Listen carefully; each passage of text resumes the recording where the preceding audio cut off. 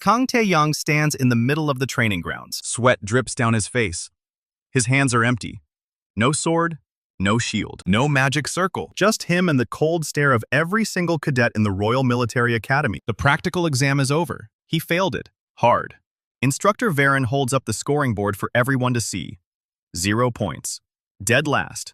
Again. The guy doesn't even try to hide his disgust. He announces that Tae-yang has failed every combat evaluation this semester. His mana capacity is the lowest ever recorded in Academy history. His swordsmanship is a joke. His tactical scores are an embarrassment. The cadets behind him start snickering. Some of them don't even bother whispering. One kid calls him the Academy's charity case. Another asks why they even let trash like him enroll. Tae-yang just stands there, head down, fists clenched. He's heard all of it before. Every day for 3 years. Instructor Varen steps closer and tells him the board has made its decision. Kang Tae-yang will be formally expelled at the end of the week. His family's legacy means nothing here. His bloodline means nothing. He is a disgrace to the uniform and a stain on the Academy's reputation. Those are the exact words. Cadets in the front row start laughing openly now. One of them spits on the ground near his boots. Nobody stops him. Tae-yang doesn't move, doesn't react. He just stares at the dirt. Varen tells him to gather his things from the dormitory and clear out. He's no longer a cadet of the Royal Military Academy.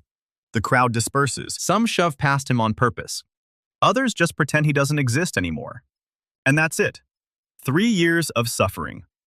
Over in 5 minutes. Tae-yang walks off the training grounds alone. Nobody follows him. Nobody says goodbye.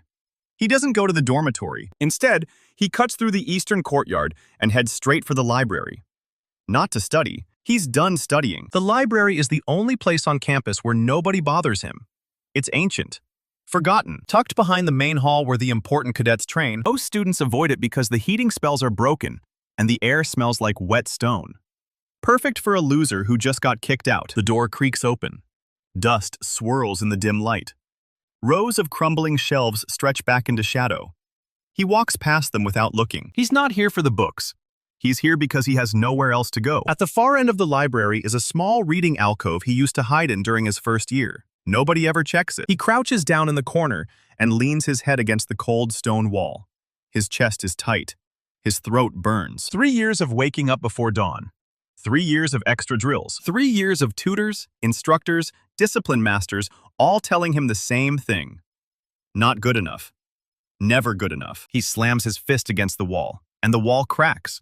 Not the stone, something inside it. Thin seam splits open in the mortar, and a gust of freezing air hisses out. His hand is bleeding, but he doesn't care. He digs his fingers into the crack and pries. The stone shifts. Behind it is a hollow compartment no bigger than his chest. Inside sits a single tome bound in black leather. No title on the spine. No author's mark. The leather is dry and cracked like it's been sitting there for centuries. He pulls it out. The pages are yellowed and stiff, but the ink is still dark. Runes. Hundreds of them, spiraling across every page in patterns that don't make any sense. They're not any magical script he's ever seen in class. Not elemental. Not holy. Not anything sanctioned by the kingdom's mage circles. But the diagrams are clear. Someone wanted this book to be understood. He flips to the first chapter and reads the opening line. In blood and bone, the dead remember. The air in the room drops 10 degrees. He should close the book. He should put it back. He knows exactly what kind of magic this is. Forbidden runecraft. Soul binding. Necromantic summoning. The kind of magic that gets a person executed in the town square. But he's already expelled. He's already nothing. So he keeps reading. The diagrams show a summoning circle. Simple. Clean. No reagents required except the runes themselves. 10 to 20 spectral warriors bound to the caster's will. Duration of 1 hour. Cannot be resummoned once dismissed. The binding is permanent. 1 use. 1 bloodline. 1 chance. He reads it 3 times. Then he reads it again. His heart is pounding. This isn't just a summoning spell. This is an army. A spectral army that answers to him and him alone. He looks at the floor of the alcove. Smooth stone. Perfect surface. He doesn't think about it. He just does it. Using the blood from his cut hand, he traces the first rune. It's messy, shaky, but the moment the circle completes, the blood ignites. Cold blue fire races along the lines. The runes on the page start glowing in response. He traces the second rune, the third, the fourth. His hands are moving on their own now, like something ancient is guiding them. The fire spreads. The circle widens. The temperature plummets. He traces the final rune and slams both palms flat against the stone. A shockwave bursts outward. Every candle in the library snuffs out at once, and then they rise. 10 figures, 15, 20. They push up through the stone floor like shadows given weight. Tall, armored. Their bodies are translucent and flickering with cold silver light. Their eyes burn with pale blue fire that doesn't generate any heat. Just hunger. Ghost knights.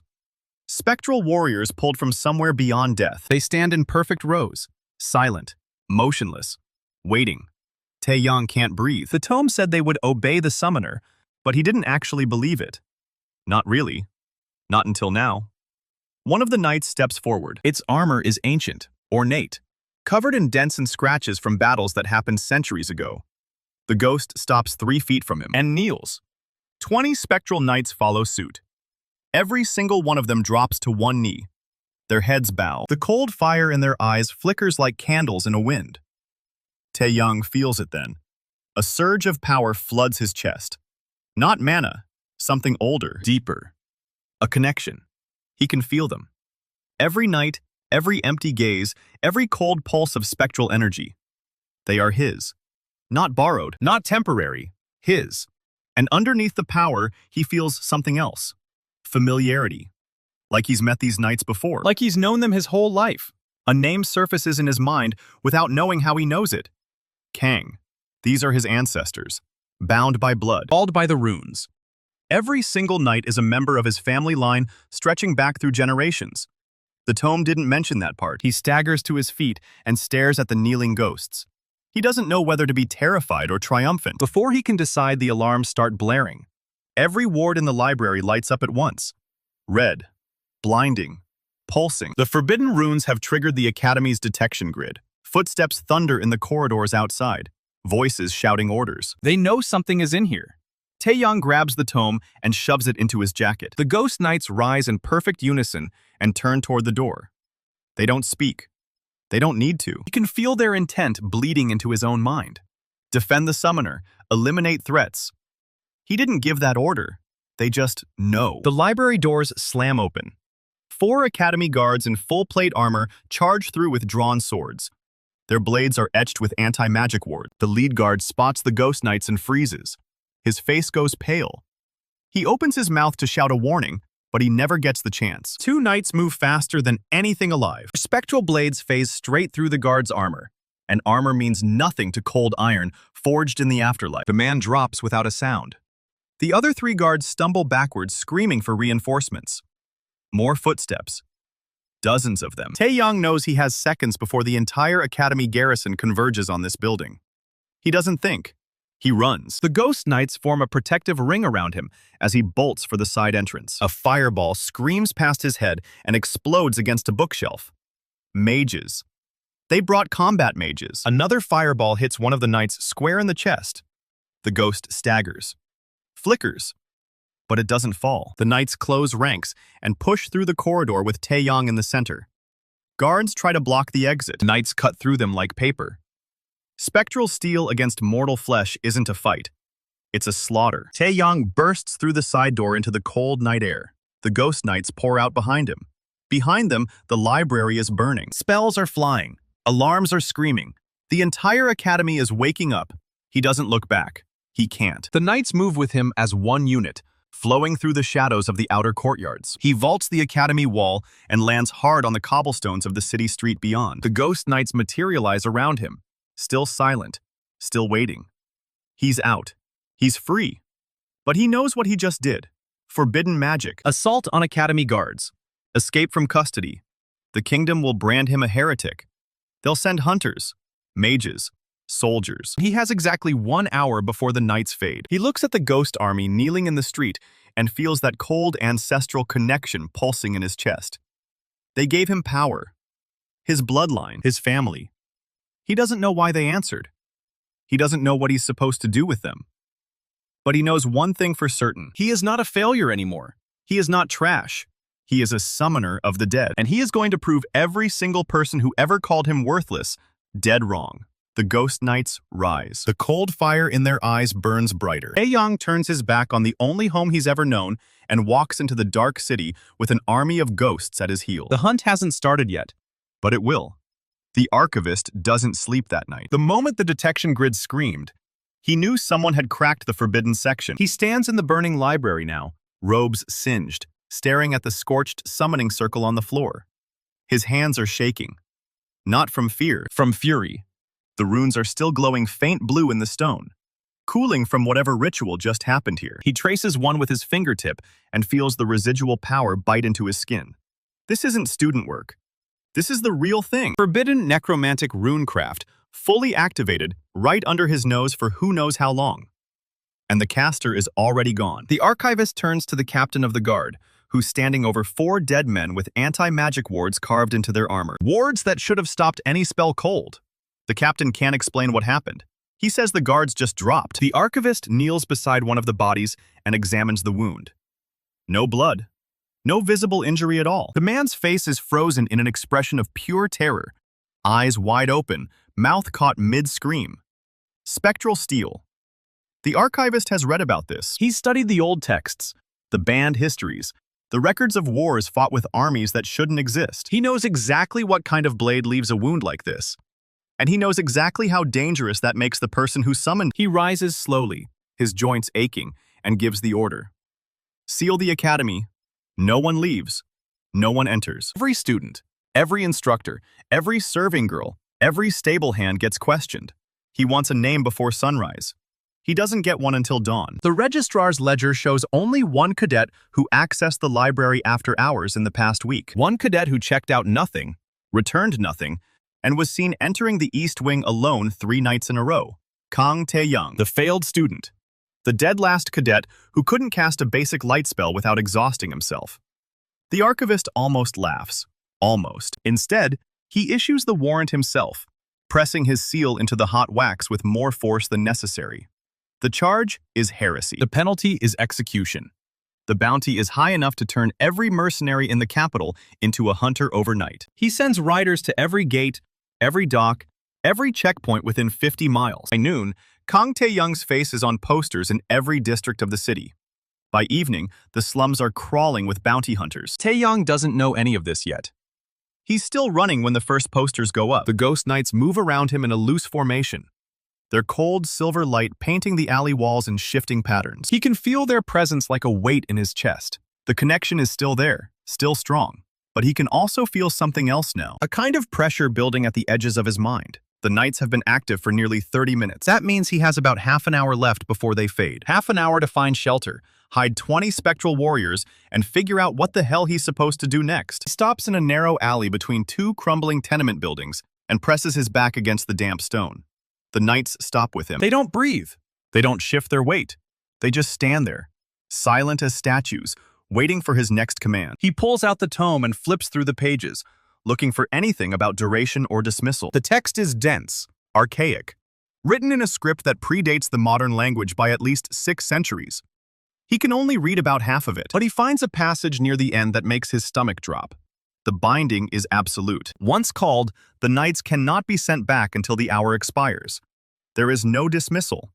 There is no early recall. They will remain visible, tangible, and bound to his will for 60 minutes exactly. And after that, they will simply cease to exist until the next summoning.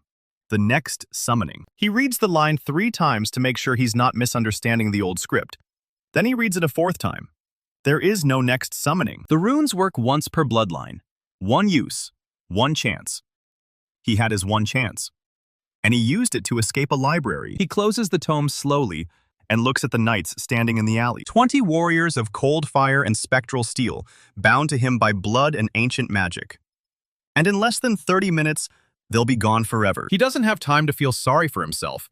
He needs shelter, supplies, and a plan. He also needs to get out of sight before every guard in the capital gets a description of the cadet who just murdered 4 academy soldiers. He turns left down a narrower alley, heading deeper into the slums. The knights follow in perfect silence, their translucent forms passing through hanging laundry and stacks of rotting crates like mist. He's halfway down the 3rd alley when a door swings open and a girl steps out.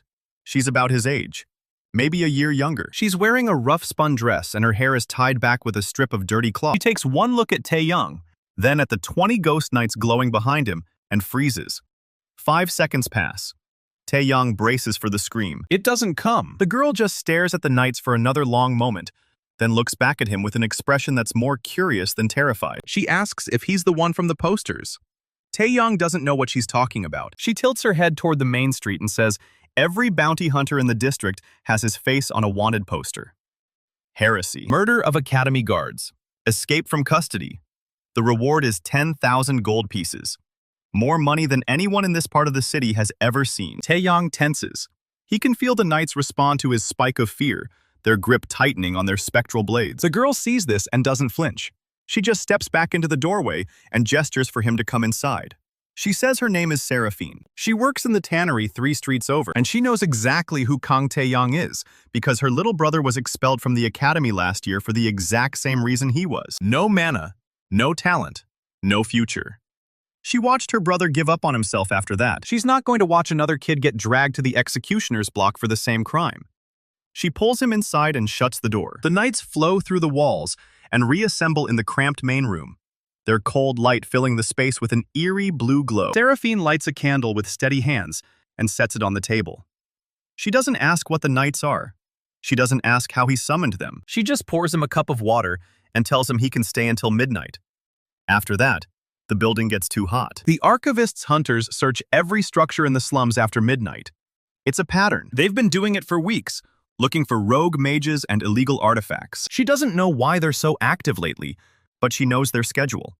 She tells Tae-yang he has about 4 hours before they kick in her door. 4 hours to rest, plan, and move.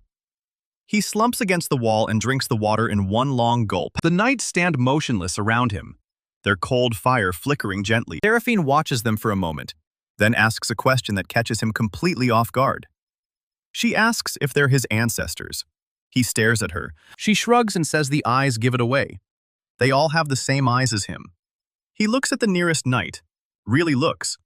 And she's right. Beneath the cold blue glow, the ghost's features are faint but recognizable.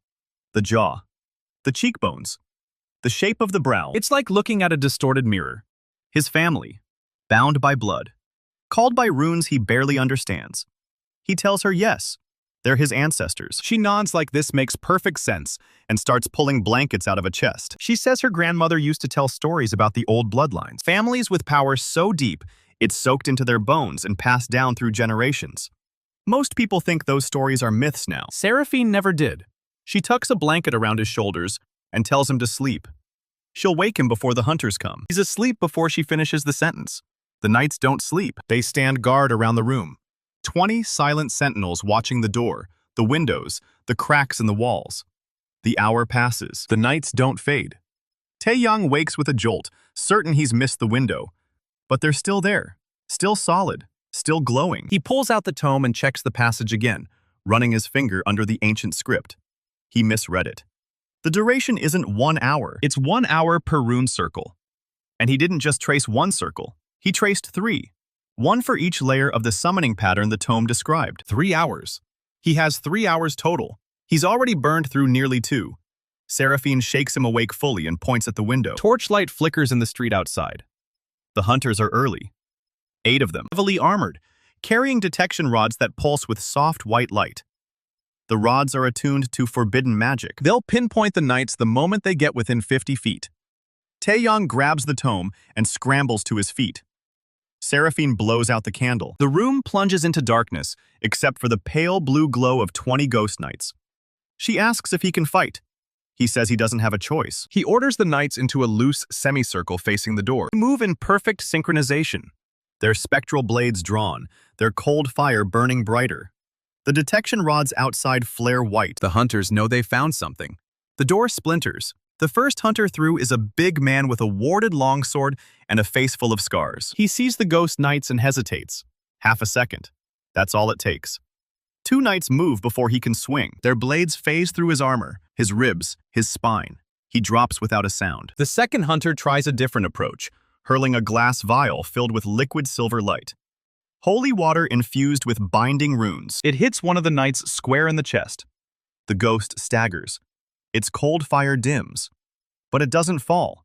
It doesn't even slow down. Drives its blade through the hunter's throat before the man can draw his next weapon. The remaining 6 hunters spread out, trying to flank the knights and get to Tae-yang. He sees the tactic and realizes he needs something more than just defensive formation. He focuses his will on 3 knights and pushes a mental image into their minds.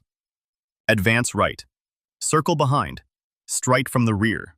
They move, slowly, hesitantly, like puppets with tangled strings. The tactical maneuver takes nearly 10 seconds to execute, and by the time the knights reach the hunter's back line, 2 of the hunters have already broken through the main formation. One of them lunges at Tae-yang with a short blade etched in anti-magic runes. Seraphine throws a ceramic pot at his head. It shatters against his helmet and buys Tae-yang exactly 1 second. He dives sideways, hits the floor hard, and rolls. The hunter's blade sinks into the wall where his chest was a moment ago. The nearest knight turns and decapitates the hunter in 1 clean stroke. The fight is over in less than 2 minutes. All 8 hunters are dead. 3 of the knights are flickering badly, their forms barely holding shape after taking direct hits from the holy water. Tae-yang stands in the middle of the carnage, breathing hard, heart hammering. He just killed 8 men. He didn't swing a single blade himself, but he gave the orders. And 8 men are dead because of it. Seraphine is already grabbing a satchel and shoving supplies into it. She says they need to move. Now. If 8 hunters don't report back, the archivist will send 40. Maybe more. He'll burn the entire slum to the ground if he has to. In the street outside, a new sound cuts through the night. A hunting horn, deep and resonant, layered with magic that makes the air itself vibrate. It's the archivist's personal signal, meaning he didn't send 40 hunters. He came himself. Tae-yang looks at his knights. They have less than an hour left, maybe 40 minutes. And the man hunting them is an archmage who's been studying forbidden magic for longer than Tae-yang has been alive. He doesn't stand a chance in a straight fight. He knows that. Seraphine knows that. Even the knights, silent and impassive, seem to know it. But Seraphine isn't panicking. She pulls him toward the back of the tenement and shoves aside a loose board in the wall. Behind it is a tunnel. Old sewage drain, abandoned for decades, runs straight to the river. She says the hunters don't know about it. No one does. It's how her family smuggled goods past the city watch for 3 generations. She shoves him into the tunnel, then climbs in after him and pulls the board back into place. The knights flow through the walls and reassemble around them in the narrow stone passage. It stinks of rot and stagnant water, and something dead that's been floating in the dark for a very long time. Tae-yang doesn't care. He follows Seraphine through the blackness, the night's cold light providing just enough illumination to see the next few feet. Behind them, muffled by stone and distance, the hunting horn sounds again. Closer this time. The archivist isn't giving up. He's never giving up. He'll follow Tae-yang to the ends of the kingdom if that's what it takes. Because Kang Tae-yang isn't just a heretic anymore. He's proof that the forbidden power is still alive. And the archivist has spent his entire career destroying that proof. Tae-yang crawls through the dark with the tome pressed against his chest and 20 ghost knights at his back. He's a fugitive, a heretic, a murderer in the eyes of the law. He has less than an hour before his army vanishes forever, and somewhere above him, an archmage is tearing the city apart looking for him. He should be terrified. He is terrified. But underneath the fear, there's something else. Something cold and steady and completely new. He's not the failed student anymore. He's not the dead last cadet who couldn't cast a basic spell. He's a summoner of the dead. His ancestors answered him. 20 generations of Kang blood standing at his back. And if the archivist wants a fight, Tae-yang will give him one he'll never forget. The tunnel ends at the river. Cold water laps at the stone steps. Seraphine pulls him up into the night air and points toward a cluster of derelict warehouses on the far bank. She says they can hide there until dawn. After that, they need to leave the city. He asks why she's helping him. She looks at the knights, still glowing faintly in the darkness. She says because her brother never found his power. He gave up. He stopped believing there was anything inside him worth fighting for. He died 3 months later in a gutter, with a bottle in his hand. She's not going to let that happen to someone else. The hunting horn sounds a 3rd time, closer than ever. Tae-yang and Seraphine run along the riverbank, the ghost knights flowing behind them like a tide of cold fire. The city watches them go. Somewhere in the darkness, the archivist watches too, and he's already planning his next move. The warehouse door is already open. Not cracked, not forced. Open, waiting. That's the first thing Tae-yang notices. The second is the silence. No dock rats, no nightbirds, no wind. Just cold, dead stillness pressing in from all sides. The third thing he notices is the light. Not torchlight or lanterns, but something pale and silver bleeding through the walls. It hums at a frequency that makes his teeth ache. Seraphine grabs his arm. She's seen it too. Too late to run. The light detonates. Every wall of the warehouse erupts with glowing scriptures, runes burned into the wood and stone weeks ago, waiting for this exact moment. They're holy symbols, purification wards, chant block scripts designed to jam spectral frequencies. The Exorcist planned this before Tae-yang even knew he'd be here. The ghost knights convulse. Their cold fire dims to a sickly yellow. 3 of them drop to one knee, their armor shrieking like tortured metal. The others cluster around Tae-yang in a defensive ring, but their movements are sluggish, dragging, like they're wading through frozen honey. A voice booms from outside. It's calm, measured. The kind of voice that doesn't need to shout because it knows you're already caught. The Exorcist steps through the warehouse door, and he is nothing like the hunters. He's old, 60 at least, with a shaved head and a face carved from granite. He wears white robes stitched with silver thread, and in his right hand, he carries a censer that pours holy smoke into the air. Smoke doesn't rise. It crawls. It slithers along the floor like a living thing and coils around the knight's ankles. Behind him, a battalion of 40 holy soldiers files in. Full plate armor, blessed weapons, shields etched with the same purification runes burning on the walls. They move in perfect formation. No gaps, no openings. These aren't street hunters. This is a military unit trained to kill things like Tae-yang's knights. Our boy just walked into an anti-undead kill box. The Exorcist looks at him. He doesn't sneer. He doesn't gloat. He just looks. He tells Tae-yang this is the part where he drops to his knees and prays for mercy. Since Tae-yang's already damned himself by consorting with the dead, prayer won't do much good. So instead, he can kneel and wait for the executioner. Tae-yang doesn't kneel. He orders the knights forward. They try. 3 of them make it 6 steps before the holy smoke solidifies around their legs and locks them in place. The wards pulse brighter, and the knights scream. They actually scream. It's the first sound Tae-yang has ever heard them make, and it is the worst sound he has ever heard. It is the sound of something that should not feel pain being forced to feel it anyway. The Exorcist's ritual is systematic. First, the wards jam the knight's spectral frequency and stop them from phasing through walls or blades. Second, the holy smoke binds their forms and makes them solid enough to be hit. Third, the soldiers move in with blessed steel and start cutting. He's done this before, dozens of times. He's been hunting necromancers for 30 years, and he's never lost one. The soldiers advance. Their blades shimmer with the same silver light as the wards. When one of them swings at a trapped knight, the sword connects with solid plate instead of passing through. Sparks fly. The knight staggers. Tae-yang feels every blow through the binding. A cold ache spreads through his chest, dull and distant, like someone pressing a bruise he didn't know he had. The knights are part of him now, and right now, they're dying. He pulls Seraphine behind a stack of crates. The soldiers are focused on the knights, but they'll get to him soon enough. The Exorcist is patient. He'll dismantle the army first, then collect the summoner at his leisure. The runes on the walls are the key. Tae-yang squints at them through the smoke. They're not permanent. They're painted in something that's already starting to flake at the edges. The Exorcist team must have been setting this trap for hours, maybe days. The wards can't hold forever. But the knights don't have forever. They have maybe 30 minutes left. And in this warehouse, surrounded by holy wards and blessed steel, that's more than enough time for the Exorcist to finish them all. So Tae-yang makes the call. He orders the knights to fall back and form a perimeter.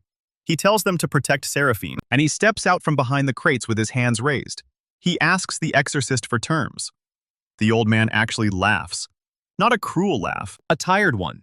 He says terms are for equals. Tae-yang is a 19-year-old dropout with a borrowed army and a book he barely understands. The only term he gets is choosing whether he dies on his knees or on his feet. The soldiers keep cutting. Another knight goes down, its form rippling like heat haze before it stabilizes again. It's still fighting, but barely. 3 more are completely immobilized. The rest are huddled around Seraphine, their cold fire sputtering. Tae-yang plays the only card he has left. He tells the Exorcist his name isn't just Kang. It's Kang of the Iron Gate. His ancestors held the Northern Pass for 6 generations. They bled for this kingdom. 3 of them died on the walls during the Siege of Ashford. One of them, General Kang Min-jun, was posthumously awarded the Silver Star for valor.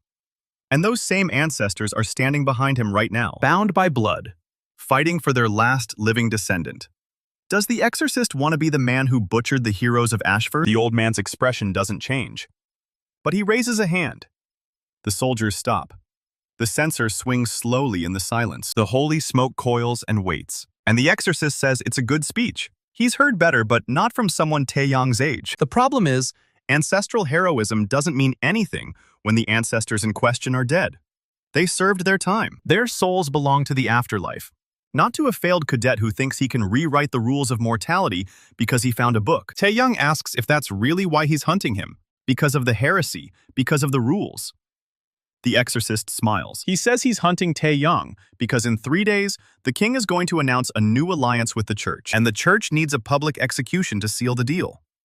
A necromancer is perfect for the occasion. Young, dramatic, proof that the old evils are still lurking. Nothing rallies public opinion like burning a heretic. Tae-yang was never the criminal. He was the prop. That's when Seraphine screams.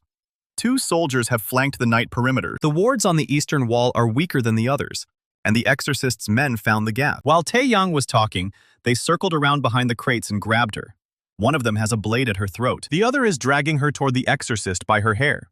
The exorcist nods approvingly.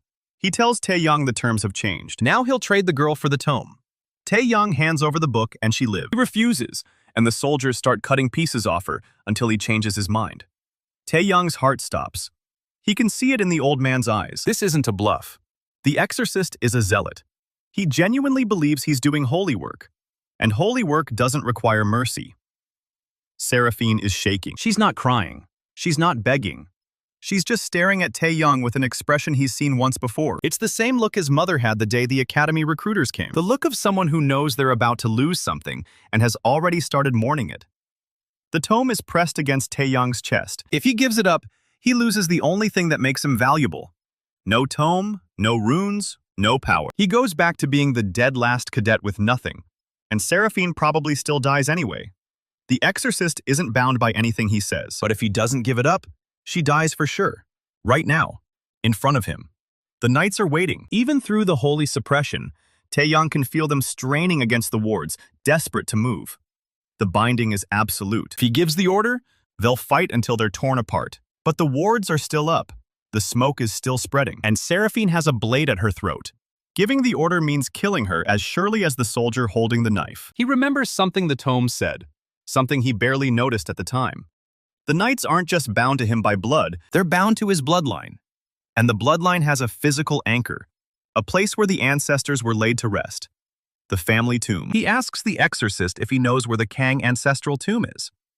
The old man's eyes narrow. He asks why it matters. Tae-yang doesn't answer. Instead, he reaches out through the binding, not with an order, but with a question.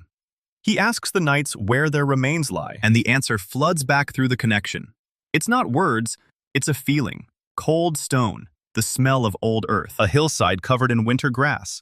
A place 3 miles north of the city walls, where the Kang family has buried its dead for 6 generations. The tomb is built into the hill itself. A stone door carved with the family crest. Inside, 20 stone sarcophagi hold 20 sets of bones. They're bones. The knights' bones. And the runes that bind them are anchored to those remains. As long as the bones rest undisturbed, the knights maintain their connection to the mortal world. If the bones are destroyed, the knights would weaken. Permanently. The binding would still hold, but their power would drop. Maybe by half, maybe more. Tae-yang doesn't have a choice. He gives the order. Not an attack order, a different kind. He orders the knights to travel to the tomb, phase through the stone, and destroy their own remains. For a long, terrible second, nothing happens. Then the knights wail.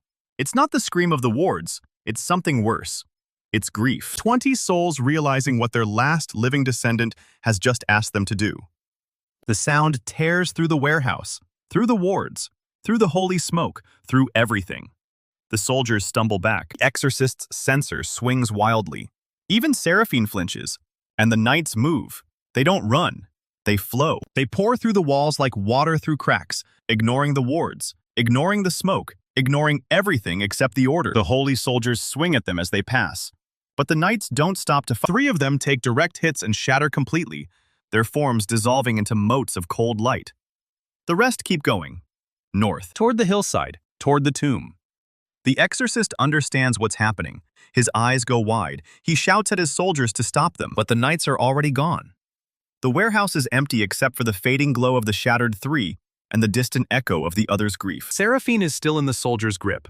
The blade is still at her throat, but the exorcist's attention is on the north wall now, where 17 ghost knights are streaking toward the hillside like shooting stars falling in reverse. He whispers something. Tae-yang doesn't catch all of it, but he hears the word impossible and bloodline and what have you done? The ground shakes.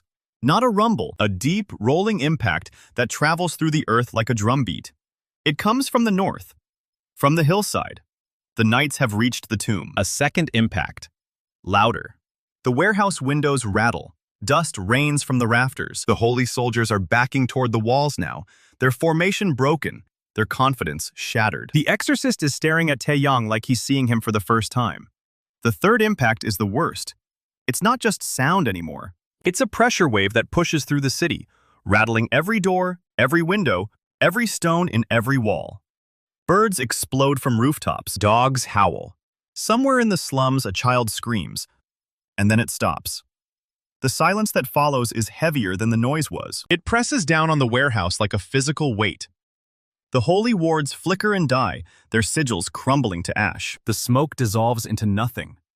The light bleeding through the walls fades to ordinary darkness. The knights return. They come back slowly this time.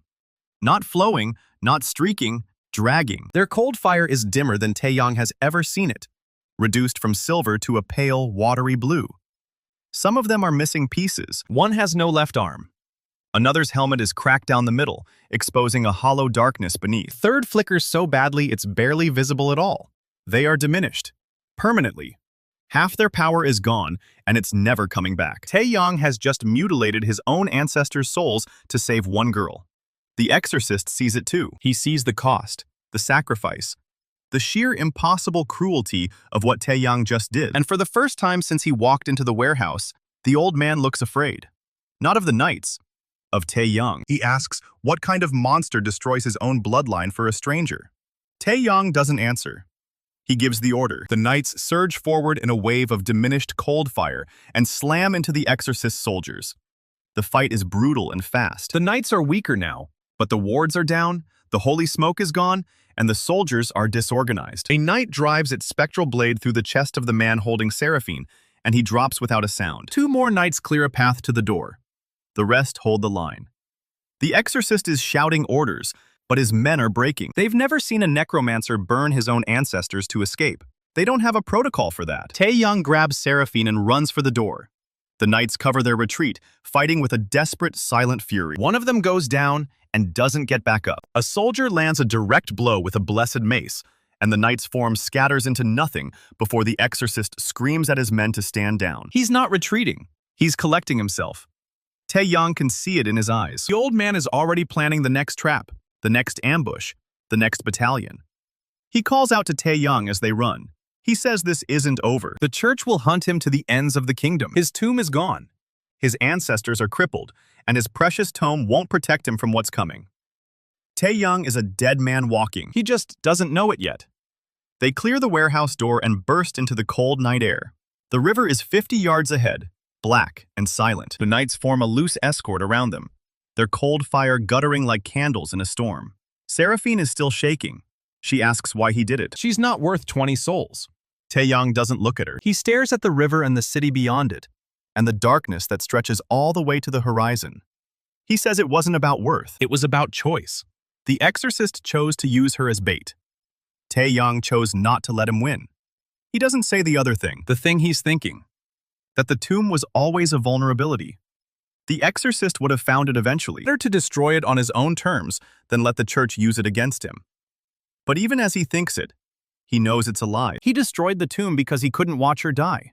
Behind them, the exorcist's voice rings out one last time, cold and clear. He swears by the silver flame and the holy covenant that he will return. He will find Tae-yang. And when he does, there will be no speeches, no bargains, no last-second escapes. Just fire. The words hang in the air and then fade into the night. Tae-yang and Seraphine reach the riverbank. The knights are down to 14 now, and every single one of them is diminished. Half power. Maybe less. Their cold fire barely lights the path ahead. Seraphine asks what they do now. Tae-yang looks at the knights, at the flickering forms of his ancestors. at the tomes pressed against his chest. The city behind them, where the archivist is still hunting and the exorcist is already planning his next move. He has no tomb anymore. No anchor, no safety net, but he's still standing. And so are 14 of his ancestors. He tells her they go north, away from the city, into the wilds. There are old places out there, forgotten places, where the church's reach is thin. If they can survive the journey, they can regroup. He doesn't say the other thing.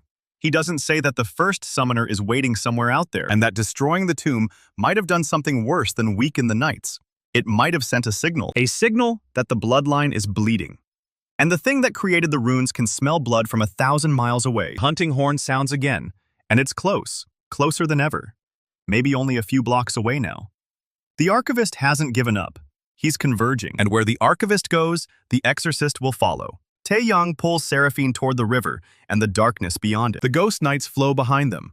14 fragments of a legacy that just got a lot smaller. And somewhere in the hills north of the walls, the ruins of an ancestral tomb smolder in the cold night air.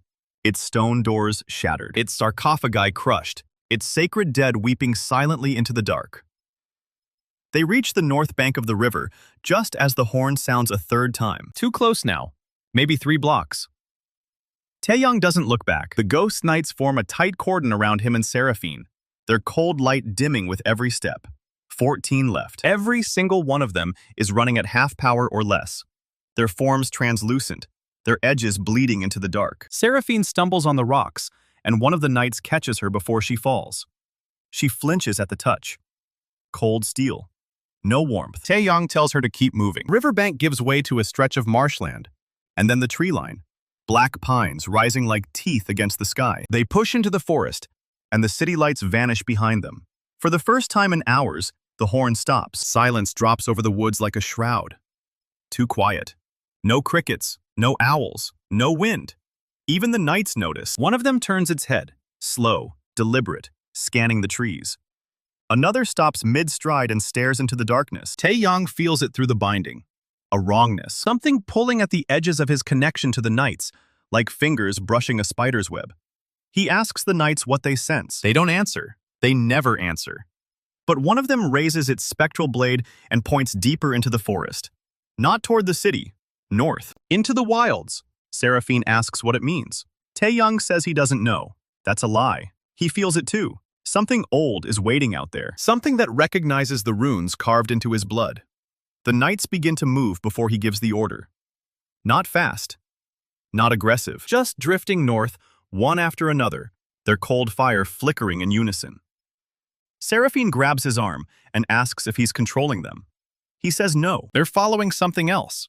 He orders them to stop. 11 of them halt immediately, heels together, blades lowered. 3 of them keep walking. Tae-yang's stomach drops. He shouts the command again. One of the 3 stops. The second hesitates, then turns back. The third one doesn't even slow down.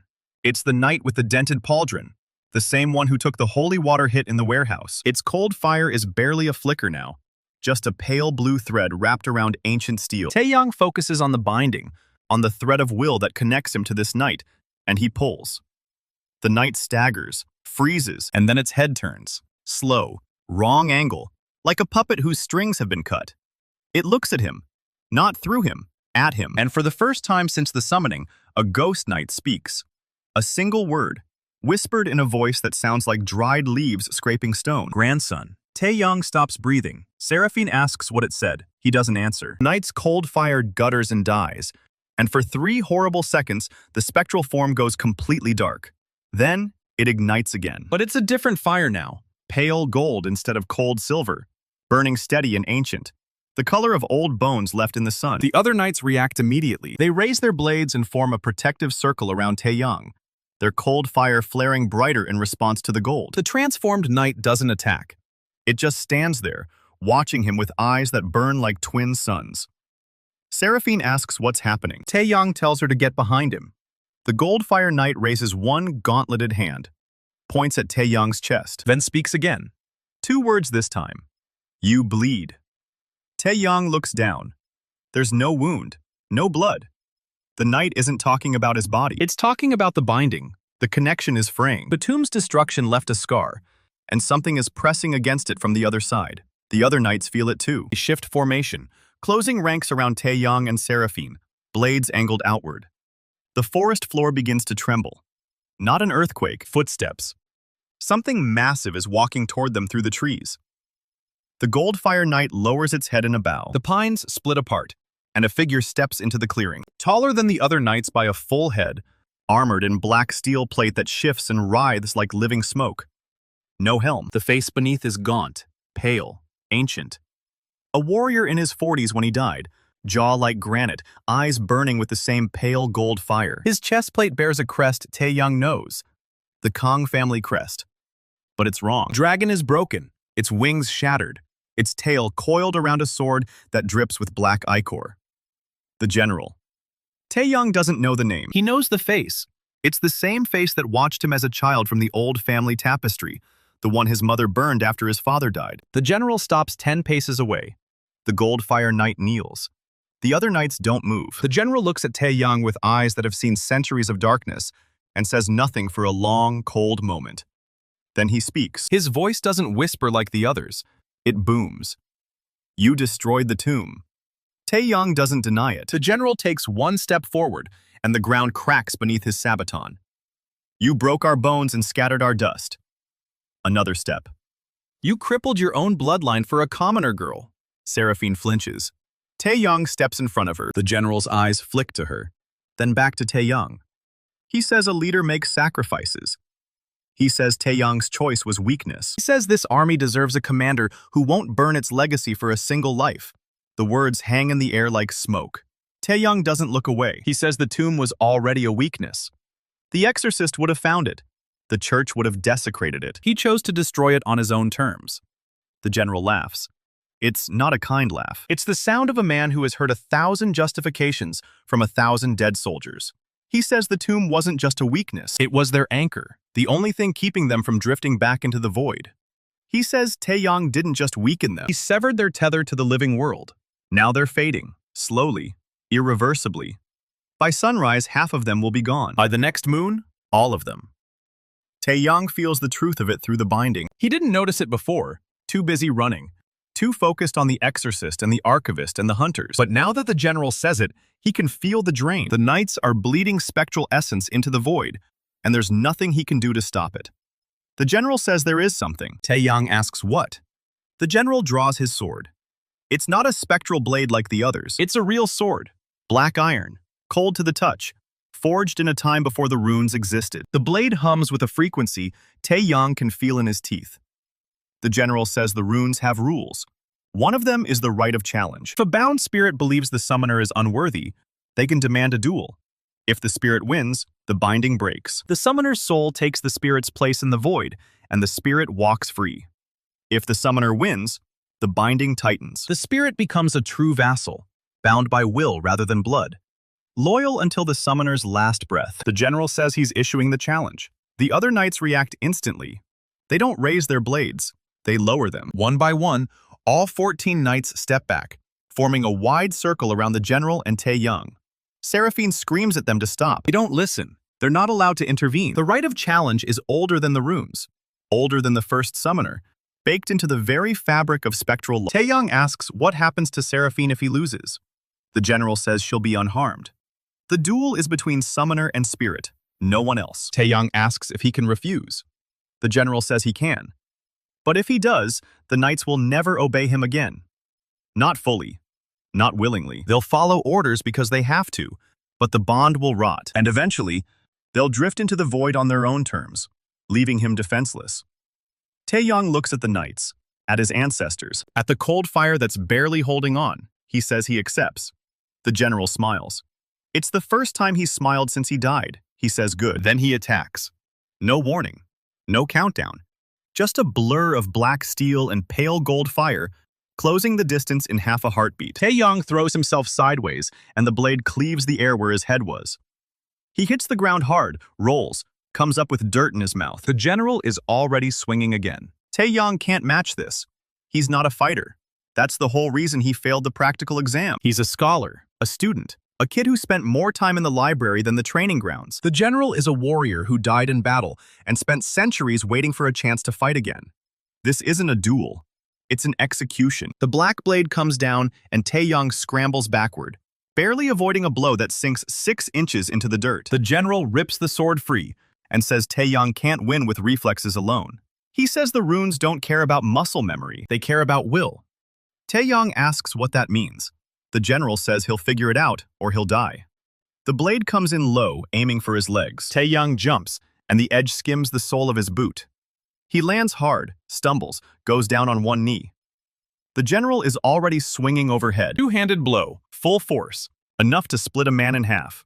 Tae-yang doesn't think, he just reacts. The binding flares and one of the knights surges forward, sliding between Tae-yang and the general. Spectral blade raised to parry. Black steel meets cold silver, and the sound is like a church bell cracking.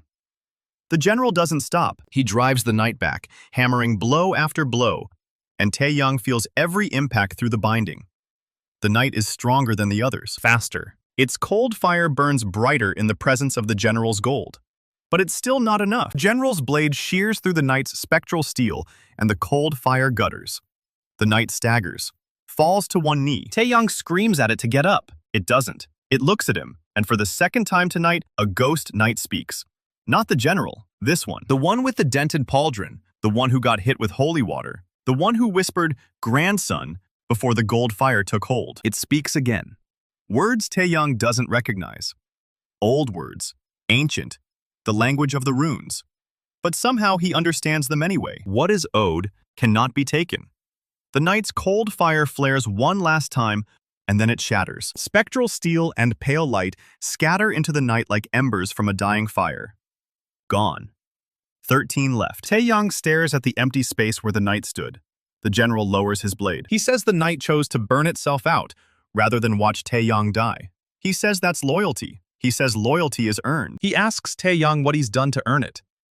Tae-yang doesn't have an answer. He's standing in a forest in the middle of the night with 13 fading ancestors and a dead general who wants his soul. The Exorcist is still out there. The Archivist is still hunting. The knights are bleeding into the void. He's got maybe 30 minutes left before they start dropping one by one, and the only thing standing between him and a cold grave is a question he can't answer. The general raises his blade again. He says the duel continues until one of them yields or dies. He says there's no third option. Tae-yang closes his eyes. He thinks about the tome, about the runes, about the moment in the library when 20 spectral warriors rose from the floor and knelt to him. He didn't earn that. He just got lucky. Right place, right time, right bloodline. But the general is asking for something more. He's asking Tae-yang to prove he's worthy of the luck. Tae-yang opens his eyes. He looks at the general, at the black blade, at the 13 knights waiting on the edge of the circle. And he says something the general doesn't expect. He says he's not going to fight. A ghost knight steps forward. Not into the circle, not to intervene. It just steps forward. Then another. One by one, all 13 knights take a single step toward the duel. Watching. Waiting. The general narrows his eyes and asks what he's doing. Tae-yang says he's proving his worth. Not by winning, by refusing to lose. Not by killing his ancestors to survive, by standing still and letting them decide if he deserves to live. The general says that's suicide. Tae-yang says maybe, but he's not wrong. The knights aren't just soldiers. They're his blood, his family, his legacy. If they think he's unworthy, then he is. No amount of fighting is going to change that. The general stares at him for a long, cold moment. Then he laughs again. Different this time. Not mocking, surprised. He says Tae-yang is the first summoner in 6 centuries to understand the rune's true purpose. The binding isn't about control. It's about consent. The spirits answer the call because they choose to, and they only stay because the summoner is worth staying for. The general sheathes his blade. He says the duel is over. He says Tae-yang passed the test. Not by fighting, by refusing to. The right of challenge isn't a trial of strength. It's a trial of character. The general says he's seen 100 summoners wield the runes. Most of them treated the spirits like tools. Used them up. Burned them out. Discarded them when they stopped being useful. Only a handful ever understood that the spirits are people, and none of them figured it out at 17 years old with an army of fading ancestors and a kingdom hunting them. The general kneels. 13 knights follow. Cold fire and pale gold burn together in the dark of the forest. And for the first time since Tae-yang traced the circle, the connection feels warm. Not cold, not binding, just right. The general says Tae-yang's bloodline hasn't bled out yet. He says there are old places north of the wall where the first summoner's reach is thin, places where a broken army can heal, places where a failed student can become something more. Tae-yang asks if the general knows the way. The general says he's walked it before, 600 years ago, when he was still alive. He says the path is dangerous. Monsters, wild magic, remnants of the old wars. But if Tae-yang is willing to follow, the general is willing to lead. Tae-yang looks at Seraphine. She's still shaking, still terrified, still standing. He asks if she'll come. She says she'd rather face the wilds than the Exorcist. Tae-yang turns back to the general. He says, "Lead the way." The general rises. His blade stays sheathed. He turns north and begins to walk. Knights fall into formation behind him. A column of cold fire and pale gold. 13 fragments of a legacy that just got a lot stronger. Tae-yang and Seraphine walk in the center. Protected. Watched over. The forest closes behind them. The city vanishes. The horn doesn't sound again. And somewhere in the hills north of the wall, the ruins of an ancestral tomb stop smoldering. The weeping fades. The silence that follows is not empty. It's waiting. Something ancient has woken up. Something that smells the blood of the Kang dynasty, bleeding into the soil and recognizes the taste. It's been waiting for 600 years, and now it knows exactly where to find them. They walk north through the black pines for another hour before the forest starts to thin out. The general keeps his blade sheathed, and he hasn't spoken since the duel ended. Seraphine sticks close to Tae-yang's side, still shaking a little but not complaining. The knights move in a loose column around them, cold fire and pale gold flickering in the dark.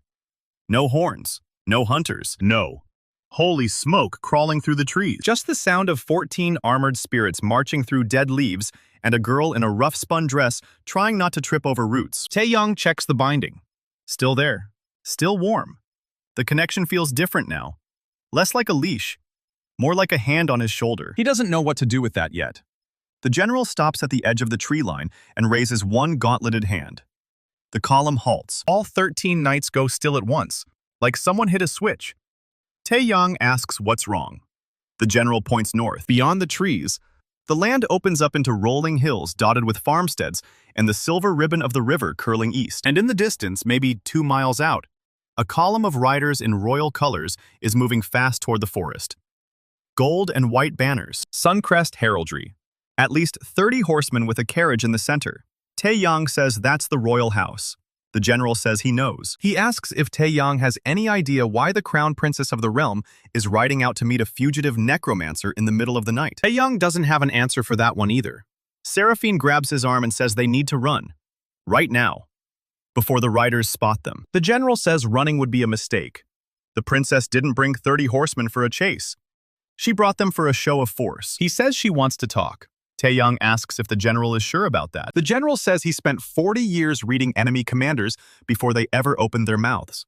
He knows a negotiation when he sees one. Tae-yang looks at the riders. Looks at his knights. 14 fading ancestors against 30 royal cavalry. Not great odds. But the general hasn't been wrong yet. He tells the knights to stay at the tree line. Hidden. Watching. The general says that's a smart call. Keep the cards close until you know what game you're playing. Tae-yang and Seraphine walk out of the forest alone. Riders spot them almost immediately. The column shifts formation, fanning out into a crescent with the carriage at the center. Nobody draws a weapon. The general was right about that too. The carriage door opens and a woman steps out. Princess Kinam Suncrest, firstborn of the throne, heir to the kingdom that just put a 10,000 gold bounty on his head. She's younger than he expected, maybe 19. Sharp eyes, dark hair pulled back in a practical braid. No crown, no jewels, just a riding coat with the suncrest embroidered on the collar and a sword at her hip that looks like it's actually been used. She walks forward with 2 guards flanking her and stops about 20 paces from Tae-yang. She says his name. Kang Tae-yang, former cadet of the Royal Military Academy, current fugitive, and, if the reports are accurate, the first necromancer in 6 centuries to summon an army of bound ancestors. Tae-yang says the reports left out a few details. She says she's counting on it. She gestures to the carriage and says they should talk inside. Cold is doing something unpleasant to her riding leathers, and she'd rather not negotiate an alliance with Frostbite. Tae-yang glances at Seraphine. Seraphine shrugs like she's stopped being surprised by anything. They follow the princess into the carriage. Inside, it's warm and well-appointed. Cushioned seats, A small brazier burning something that smells like cedar. A map of the kingdom spread across a folding table with markers showing troop positions and supply lines. Kinam settles into her seat and pours 3 cups of tea like this is a perfectly normal midnight meeting. She says she's going to be direct. The kingdom is losing the war. The northern invaders have pushed past the Thorn Wall, and they'll be at the capital's gates within the month if nothing changes. King is old and tired and listening to the wrong advisors. The archivist has his ear. The church has his soul, and the alliance they're building is going to sell the kingdom to the Holy See piece by piece. She says she needs a weapon that isn't bought and paid for by priests. Tae-yang says he's not a weapon. He's a failed student with an army that's fading by the hour. Kinam smiles and says that's exactly why she wants him. A weapon that knows it's a person is harder to break. She offers him a deal. She'll grant him protection under her personal banner. She'll use her influence to slow down the archivist's manhunt, and she'll give him resources, supplies, safe passage, and a place in her faction. In exchange, he fights for her, him and his knights, against the invaders, not against the kingdom. She says she's not asking him to be a hero. She's asking him to be useful. Tae-yang asks what happens to the bounty. Kinam says the bounty is a problem. 10,000 gold is a lot of money, and the archivist won't let it go easily. But bounties are political tools, not divine law. If Tae-yang proves himself valuable enough, the king can be persuaded to revoke it. She says the key word there is proves. Tae-yang looks at the map, looks at the troop markers, looks at the thin red line that represents the kingdom's remaining defenses. He asks what the first mission would be. Kinam's smile doesn't change, but something sharp flickers behind her eyes.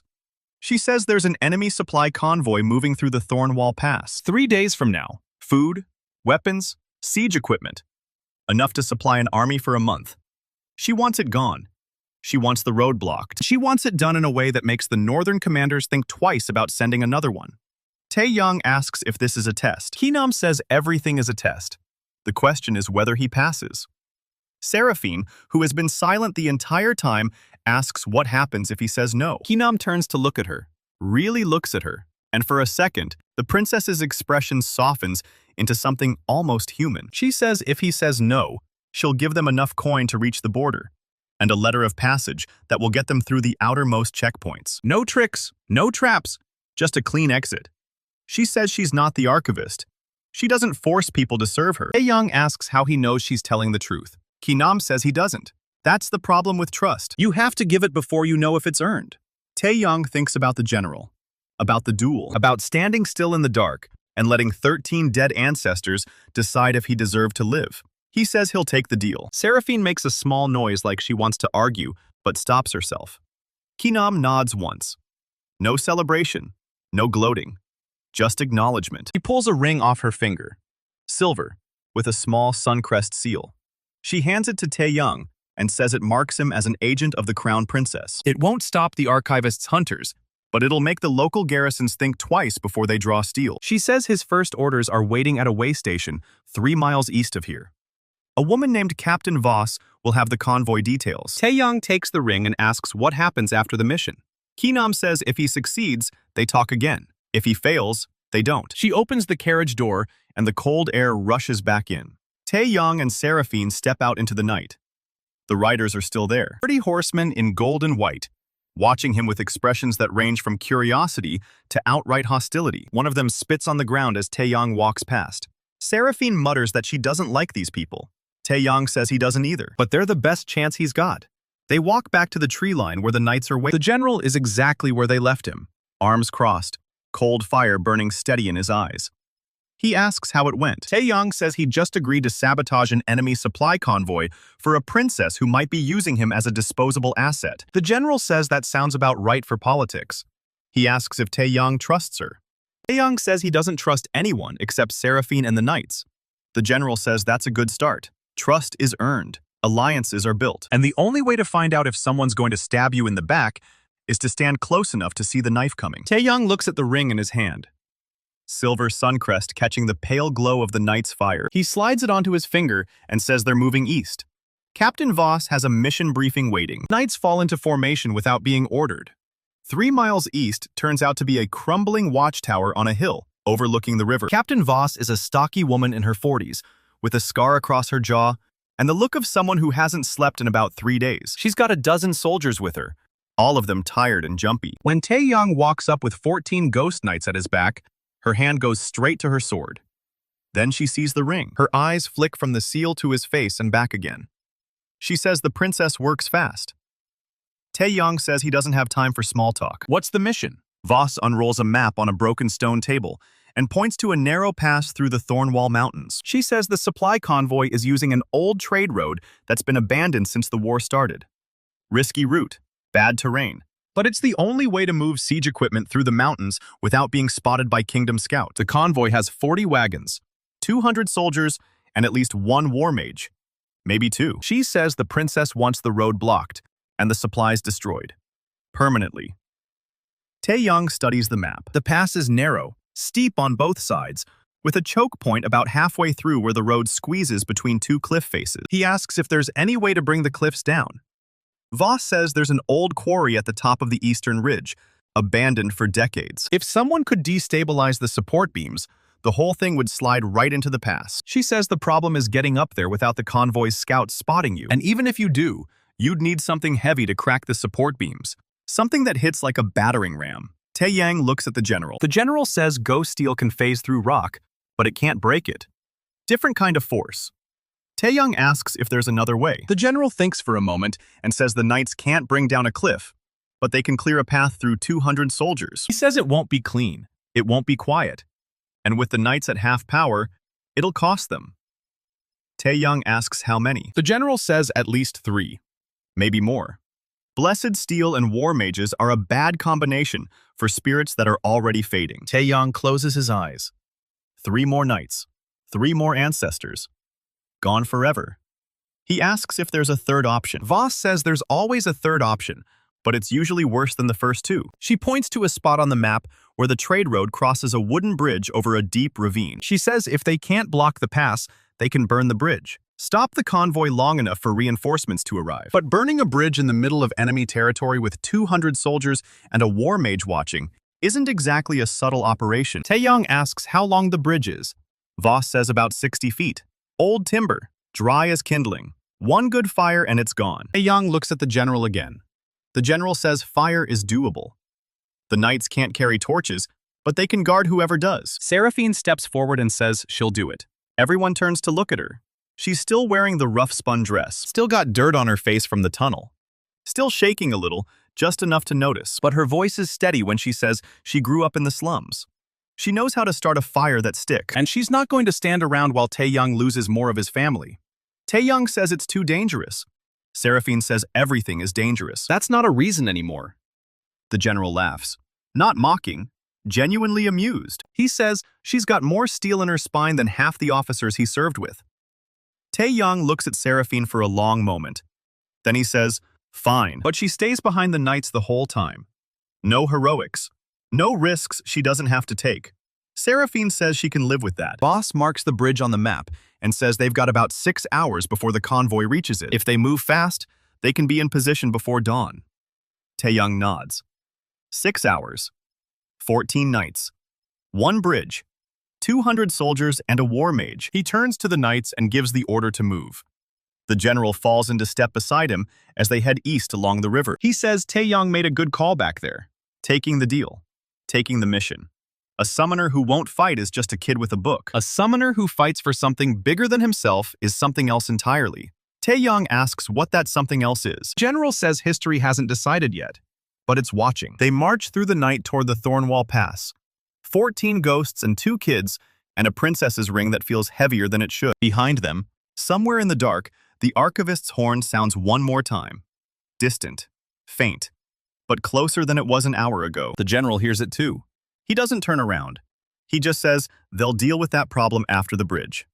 Tae-yang doesn't argue. One problem at a time, his father used to say. His father who died in battle when Tae-yang was 12. His father who never taught him how to command an army or negotiate with princesses or watch his ancestors die one by one. His father who, as far as Tae-yang knows, isn't among the knights. He makes a mental note to ask the general about that. Someday, when they're not running. They reach the ravine an hour before dawn. The bridge is exactly where Voss said it would be. Old timber, dry as tinder, suspended over a drop that disappears into fog. On the far side, torchlight flickers through the trees. The convoy is already moving. Tae-yang can hear the creak of wagon wheels and the low murmur of soldiers trying to stay quiet in enemy territory. He counts 40 wagons. Just like Voss said, heavy loads. Oxen straining against their yokes. 200 soldiers spread out in a loose screen around the convoy. Crossbows loaded, eyes on the tree line. And at the center of the column, riding a black horse with runes painted on its flanks, a woman in gray robes with a staff that crackles with blue lightning. The war mage. The general says she's the priority. If she gets a spell off before the bridge burns, this whole operation turns into a massacre. Tae-yang asks if the knights can handle her. The general says at full strength, absolutely. At half strength, with half their number already fading? He pauses for a beat. He says they're about to find out. Tae-yang gives the order. The knights move. 14 knights hit the tree line like a wave of cold fire. They don't make a sound, but the enemy sure does. The first soldiers to see them freeze mid-step. Then the screaming starts. Tae-yang stands on the ridge overlooking the ravine and watches the ghost knights go to work. Seraphine crouches beside him with a clay pot of pitch and a flint striker clutched in both hands. The general floats at Tae-yang's right shoulder, arms crossed, eyes on the war mage. He says the formation is standard imperial screening. Crossbows forward, infantry in a box around the wagons, mage in the center. Tae-yang nods and gives the order. The knights hit the forward screen like a scythe through dry wheat. Spectral blades phase straight through shields and breastplates and come out the other side dripping cold mist. Crossbow bolts pass through the knights and clatter uselessly into the dark. Soldiers shout orders that nobody follows. The war mage in the gray robes spins her horse and raises her staff. Blue lightning crackles along its length. Bad sign. General says she's building a chain cast. If she releases it, she can hit every knight on the field at once. Tae-yang doesn't hesitate. He sends 3 knights straight at her. The war mage sees them coming and abandons the chain cast. She hurls a bolt of lightning at the lead knight instead. It catches him square in the chest and lifts him off his feet. His form flickers like a candle in a windstorm, but he doesn't fall. The second knight closes the distance and swings at her horse. The spectral blade shears through the saddle straps, and the war mage tumbles to the ground. Her staff clatters away into the mud. The third knight raises his blade for the killing blow, and then the necromancer steps out of the supply wagon. He's not what Tae-yang expects. No black robes, no skull-topped staff, no dramatic entrance. Just a thin old man in a dusty quartermaster's uniform with ink-stained fingers and eyes the color of old bone. He raises one hand and speaks a word Tae-yang can't hear. The third knight stops mid-swing, just freezes, like someone grabbed him by the spine. The necromancer speaks again, and 2 more knights seize up. Their cold fire gutters. Tae-yang feels it through the binding, a pressure behind his eyes, a wrongness in his chest. It's like something is trying to push the knights out of the world. The general's jaw tightens. He says that's a banishment ritual. Old magic, older than the runes, designed to send bound spirits into the void. He didn't think anyone still knew it. Tae-yang asks if the knights can fight through it. The general says, not at half strength, not unless Tae-yang does something fast. Tae-yang closes his eyes and reaches through the binding. He can feel the necromancer's spell like a hook in the knights' forms. It's trying to pull them apart thread by thread. 3 knights are already flickering badly. One of them is the knight who caught the lightning bolt. His form is barely holding together. Tae-yang doesn't have time for a clever plan. He does the only thing that makes sense. He orders the frozen knights to retreat and sends the other 11 into the supply wagons. The necromancer can't banish 14 targets at once. He has to choose. Protect the war mage or protect the convoy. The old man hesitates for exactly 1 heartbeat. Then he drops the banishment and starts hurling black bolts at the knights ripping through the wagons. 1 bolt catches a knight in the shoulder, and his arm dissolves into mist. Another hits a knight in the chest and leaves a hole that doesn't close. But now the knights are moving too fast and hitting too many targets. 2 wagons are already burning from spilled lantern oil. A third tips over and crushes a squad of infantry, scrambling to form a shield wall. The war mage is back on her feet, but she's lost her staff. She's throwing raw bolts from her hands now, but they're weak, unfocused. Tae-yang sees the opening and takes it. He sends the general down the ridge. The general doesn't run. He descends like a landslide. Black steel boots hit the bridge, and the timbers groan under a weight that isn't physical. The war mage sees him coming, and her face goes pale. She knows what he is. Everyone knows what he is. He is the reason the Kang name still means something on a battlefield. The general crosses the bridge in 6 strides, and the war mage raises both hands to cast. She doesn't finish the spell. His black iron sword takes her staff hand off at the wrist. She screams and drops to her knees. The general stands over her with cold fire blazing in his eyes.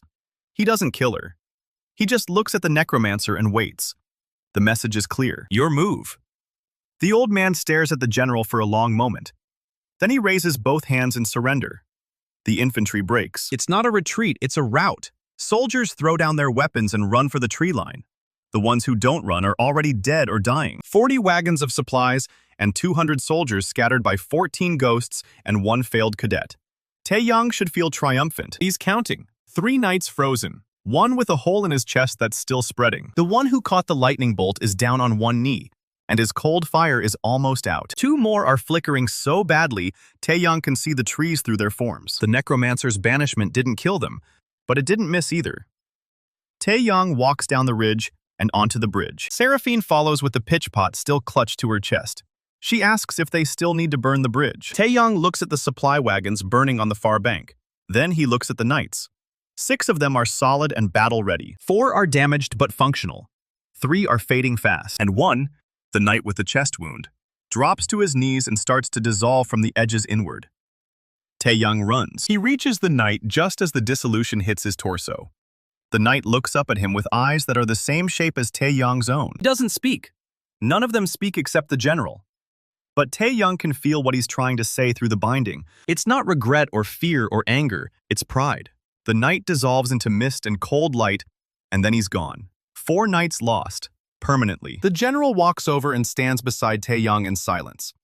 Then he says the knight's name was Kang Tae-yang. He was a cavalry captain in the 3rd Border War. He had a wife and 2 daughters, and he died holding a bridge not unlike this one. Tae-yang asks if he knew him.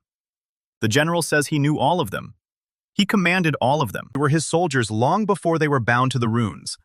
Tae-yang looks at the remaining knights. 13 left, half strength or worse. And somewhere out there, the archivist and the exorcist are still hunting them. He turns to the necromancer who is still standing with his hands raised.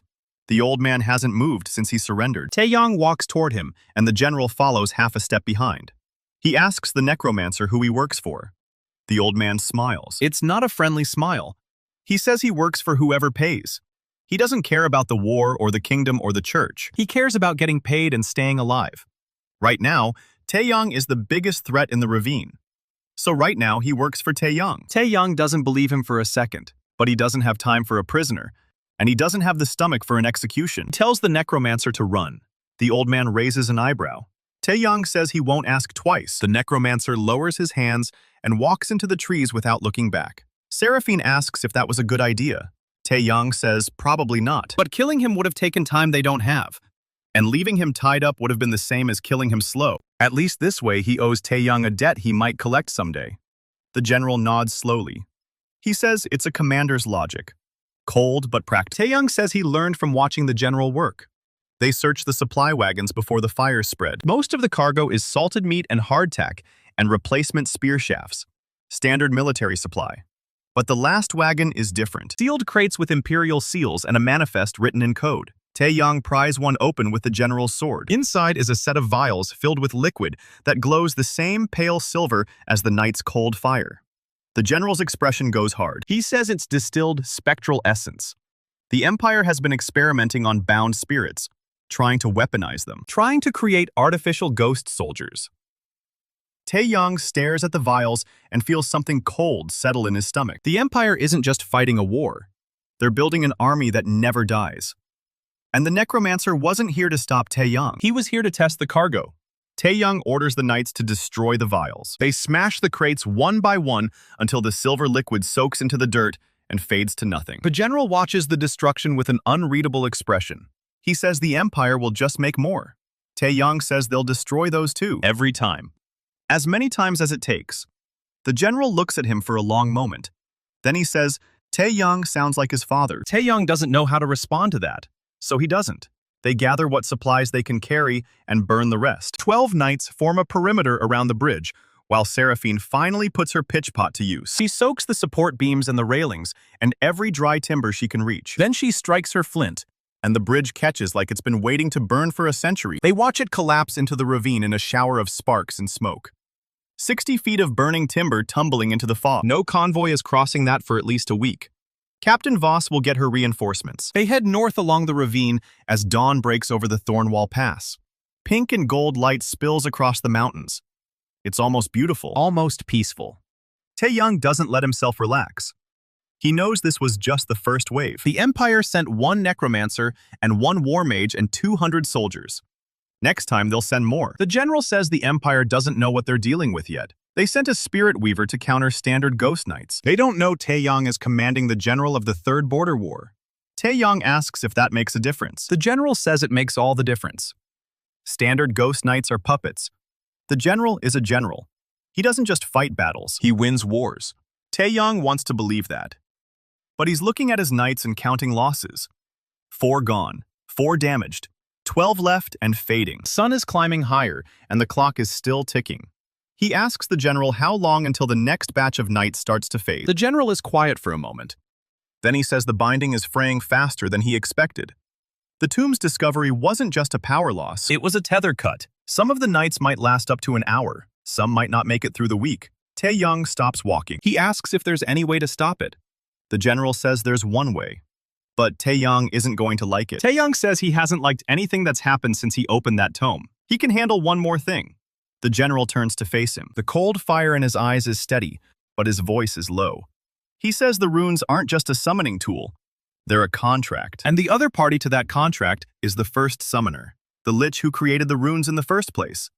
He still holds the original binding. If Tae-yang wants to save the knights, he has to either renegotiate the contract or break it entirely. And neither option is safe. Tae-yang asks what the catch is. The general says the Lich has been waiting centuries for someone to reopen the contract. The runes call to him. Every time they're used, he gets a little stronger. Every night that fades feeds him. Tae-yang has been ringing a dinner bell for a dead monster since the moment he traced that first circle. And now the monster is coming to collect. 13 ghosts standing in the morning light, with cold fire in their eyes and loyalty burned into their bones. He looks at Seraphine, who is still holding the flint striker like a weapon. He looks at the silver ring on his finger and the smoke rising from the ravine behind them. Then he looks north, where somewhere beyond the mountains, the Imperial war machine is already grinding toward them. He says he'll deal with the Lich when the Lich shows up. Right now, they have a princess to report to and a war to fight. The general nods once. He says that's what he thought Tae-yang would say. They march into the Thornwall Pass with the sun at their backs and a dead man's promise hanging over their heads. Seraphine walks beside Tae-yang and doesn't speak. She doesn't need to. The knights form up around them in a loose shield formation and move like a tide of cold silver through the narrow canyon walls. Somewhere behind them, the bridge is still burning. Somewhere ahead of them, the war is waiting. And somewhere beneath the world, a Lich who has been dead for 6 centuries opens eyes made of green fire and smiles. Guess who just sat down for dinner? They march for 3 hours through the Thornwall Pass before the first whisper hits. Tae-yang doesn't notice it at first. He thinks it's wind through the canyon. But the wind doesn't speak his name. Seraphine is walking 3 paces behind him, and she doesn't react. She can't hear it. The knights can't. One of them stops mid-stride and tilts its head like a dog catching a scent. Tae-yang asks what's wrong. The knight doesn't answer. It just stares at the rock wall with cold fire flickering in its eyes. The whisper comes again. Kang Tae-yang. Drawn out and wet and wrong. Like a voice that hasn't used a throat in 6 centuries, the general's hand goes to his sword. He says it's here. Tae-yang asks what's here. The general says the thing that's been waiting for him since the moment he traced that first circle. A second knight stops walking. Then a third. They turn their heads north in perfect unison. Tae-yang pulls on the binding and feels resistance for the first time since the warehouse. Not disobedience exactly. Distraction. Like trying to talk to someone who's listening to another conversation. He orders them to keep moving. They obey. But it takes a full second longer than it should. Seraphine asks what's happening. Tae-yang tells her he doesn't know yet. He's lying, and she knows it. The whisper comes a third time, and now it isn't just his name. You opened the door, grandson. You rang the bell. Are you ready to answer? The voice doesn't come from anywhere. It comes from inside his skull. It vibrates in his teeth and behind his eyes, and somewhere deep in his chest where the binding lives. He stops walking. Seraphine grabs his arm and asks if he's okay. He says he's fine. The word comes out wrong. His voice sounds like someone else's. The general steps in front of him and puts a cold hand on his shoulder. He says the Lich is probing, testing the binding. He can't take control yet, but he can make contact. Tae-yang asks how long until he can take control. The general doesn't answer. That's answer enough. They keep moving because stopping means dying. The pass narrows to a single-file crack in the mountain, and the knights form up in a tight column. The cold fire reflects off the wet stone and makes the walls look like they're breathing. The whisper doesn't stop. It tells Tae-yang things he doesn't want to hear. It tells him the knights are hungry. It tells him the binding is a leash, and he's holding the wrong end. It tells him the general lied about the right of challenge. The general didn't test Tae-yang because he believed in him. He tested Tae-yang because he was looking for a way out. Tae-yang doesn't react. He doesn't even slow down. But the general is watching him with those pale eyes, and the general knows something is wrong. Tae-yang asks the general why he really fought him. The general is quiet for 7 steps. Then he says he fought because Tae-yang destroyed the tomb. Because the tomb was everything. Because without it, the knights are just echoes waiting to fade. And because he wanted to see if Tae-yang was worth dying for. Tae-yang asks if he passed. The general says he's still walking. That's also answer enough. The canyon opens into a bowl-shaped valley with a frozen stream at the bottom. The moon is high and white, and the snow on the peaks glows like crushed glass. It's the kind of place that should be quiet. But the whisper is getting louder. It's not words anymore. It's just pressure. A low hum that makes Tae-yang's eyes water and his hands shake. Seraphine notices. She doesn't say anything, but she moves closer. The knights are moving slower now. Not because they're fading, because they're fighting. Tae-yang can feel it through the binding. Every knight is holding a door shut inside its own chest. Something on the other side is pushing. The general says the Lich is testing the weakest link. He's looking for a crack in the binding. Tae-yang asks how they stop him. The general says they don't. They survive it. And surviving means getting somewhere that isn't a frozen valley with no cover and no witnesses. They push through the valley and climb the far slope. The whisper follows. It always follows. Tae-yang starts counting knights. Still 12. Still intact. But something is different about the one at the rear. The knight with the cracked cuirass is walking with its head low. Its cold fire is dimmer than it was an hour ago. Tae-yang calls its name through the binding. Kang Do-hyun. The knight doesn't respond. Tae-yang calls again. The knight stops. It turns. And it speaks. Not with a voice, with a memory. Tae-yang is suddenly somewhere else. He's standing in a field of burned wheat under a red sky. The air tastes like ash and iron. A woman is screaming somewhere behind him. In front of him is a man in cavalry armor with a broken lance in one hand and a dead horse at his feet. The man looks up. His face is Kang Do-hyun's face. Alive. Bleeding. He says they killed his daughters. He says he rode 2 days to reach this field, and he was too late. He says he's going to die here, and he knows it. But he's going to take as many of them with him as he can. Then he looks directly at Tae-yang and says, "You have to stop him." Tae-yang asks, "Who?" The vision shatters. He's back in the snow with the general's hand on his chest and Seraphine shouting his name. His nose is bleeding. The general asks what he saw. Tae-yang tells him. The general's expression doesn't change, but his hand tightens on his sword. He says the Lich is pulling memories out of the knights and using them as bait. Every knight in the column is a door, and the Lich is opening them one at a time. Tae-yang looks at the knight with the cracked cuirass. Its cold fire is back to normal, but its head is still low, like it's ashamed. Tae-yang tells the knight it wasn't its fault. The knight doesn't respond, but the binding goes a little quieter. They keep moving. The whisper is still there, but now Tae-yang knows what it is. It's not a threat. It's not a promise. It's a menu. The Lich is showing him what he can have if he surrenders. Every knight is a story. Every story is a scar. And every scar is leverage. Tae-yang says the Lich is a salesman. The general makes a sound that might be a laugh. He says the Lich has been selling the same thing for 600 years. Power, immortality, the end of pain. And every buyer ends up the same way. Bound, burned, forgotten. Tae-yang says he isn't buying. The general says no one ever thinks they are. They reach a ridge at dawn. The sky turns pink and gold, and the valley behind them fills with fog. The whisper stops. Just like that. The silence is almost worse. Tae-yang stands at the edge of the ridge and scans the tree line below. Nothing moves. No birds, no wind, no sound except Seraphine's breathing and the faint hum of the night's cold fire. The general says the Lich has pulled back.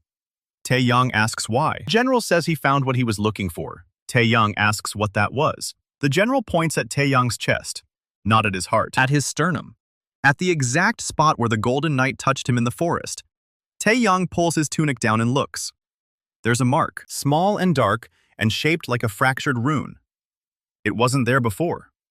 Seraphine sees it and her face goes pale. She asks what it is. The general says it's a door. The Lich can't take the binding unless Tae-yang gives it to him. But he can leave a mark, a claim, a way to find Tae-yang anywhere in the world. Tae-yang asks if it can be removed. The general says removing it means breaking the contract, and breaking the contract means facing the first summoner in person. Tae-yang says good. He was going to do that anyway.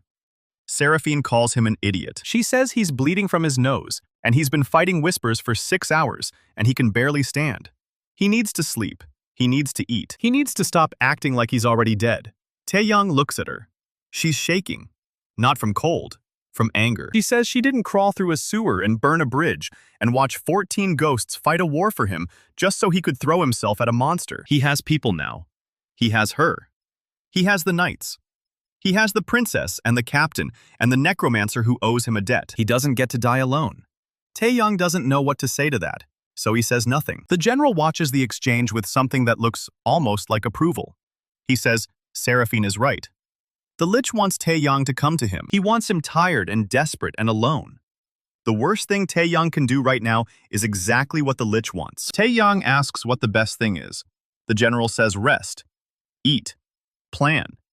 And when the time comes, don't face the Lich alone. Face him with 12 knights and a princess's banner and every ally he can find. The Lich has been alone for 6 centuries. Tae-yang has something the Lich forgot how to build, an army. Tae-yang looks at the mark on his chest. It's still there, still dark, still pulsing faintly with a light that isn't gold anymore. It's green. He pulls his tunic up and turns to face the valley. Somewhere out there, the Lich is waiting. Somewhere out there, the war is grinding toward them.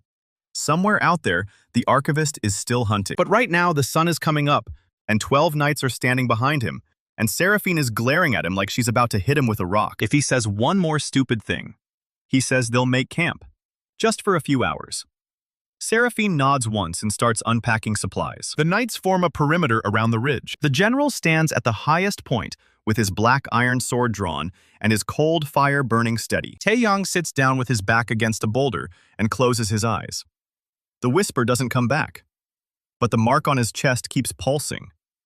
Green, steady, patient. The Lich is waiting. And somewhere far to the north, in a fortress built from the bones of a dead mountain, the first summoner sits on a throne of fused vertebrae and opens a book that hasn't been read in 6 centuries. The pages are blank. They fill as he watches. Every knight's name, every knight's death, every knight's binding. At the bottom of the last page, written in ink that glows the same green as the mark on Tae-yang's chest, 3 words. Kang Tae-yang. Claimed. The Lich closes the book. The green fire in his eye sockets flares once. Then he stands. The hunt begins. The sun climbs higher, and the fog in the valley thins just enough to reveal a shape on the northern ridge. It's a rider on a pale horse, motionless, watching. Seraphine spots it first, and her hand closes on Tae-yang's sleeve. She asks if he sees it. Tae-yang sees it. The rider doesn't move, and doesn't call out, and doesn't signal. It just watches. The general steps to Tae-yang's side and says the rider has been there for an hour. Tae-yang asks why nobody woke him. The general says because the rider isn't alive. The cold fire in his eyes sharpens, and he adds that it's a fetch spirit, a Lich's errand boy. Tae-yang asks what it wants. The general says it's waiting for an answer. A moment later, the air in front of Tae-yang shimmers, and a scroll materializes out of nothing. It hangs there, green fire licking at its edges, and unrolls itself. The words are written in the same script as the tome. Not an offer this time. A list. 20 names, 20 knights, and next to each name, a number. Tae-yang reads them and his stomach drops. The number is hours. Not days, not weeks. Hours. The longest any knight has left is 47. The shortest, the knight with the burned gauntlet, has 9. Seraphine reads over his shoulder and asks if it's true. The general says the Lich doesn't lie about numbers. He wants Tae-yang to know exactly how much time he has left. Tae-yang crushes the scroll in his fist, and the green fire gutters out. He asks how the Lich knows the knight's remaining time. The general says the Lich wrote the contract. Every knight's binding is tied to the original runes. And when the tomb was destroyed, the anchor snapped. Now the runes can't hold the knights together, and the Lich can feel every hour bleeding out of them. Tae-yang asks if there's a way to restore the anchor. The general is silent for a long moment. Then he says there is one way. The ancestral tomb. Tae-yang stares at him. He says the tomb is destroyed, and the knights themselves smashed their own remains. General says the tomb isn't just the bones, it's the ground, the stone, the consecrated earth that held the Kang bloodline for 12 generations. The bones are gone, but the site itself is still sacred. If Tae-yang can reclaim it and perform the rite of renewal, he can restore the anchor. The knights stop fading. They don't get their full power back, but they stop losing it.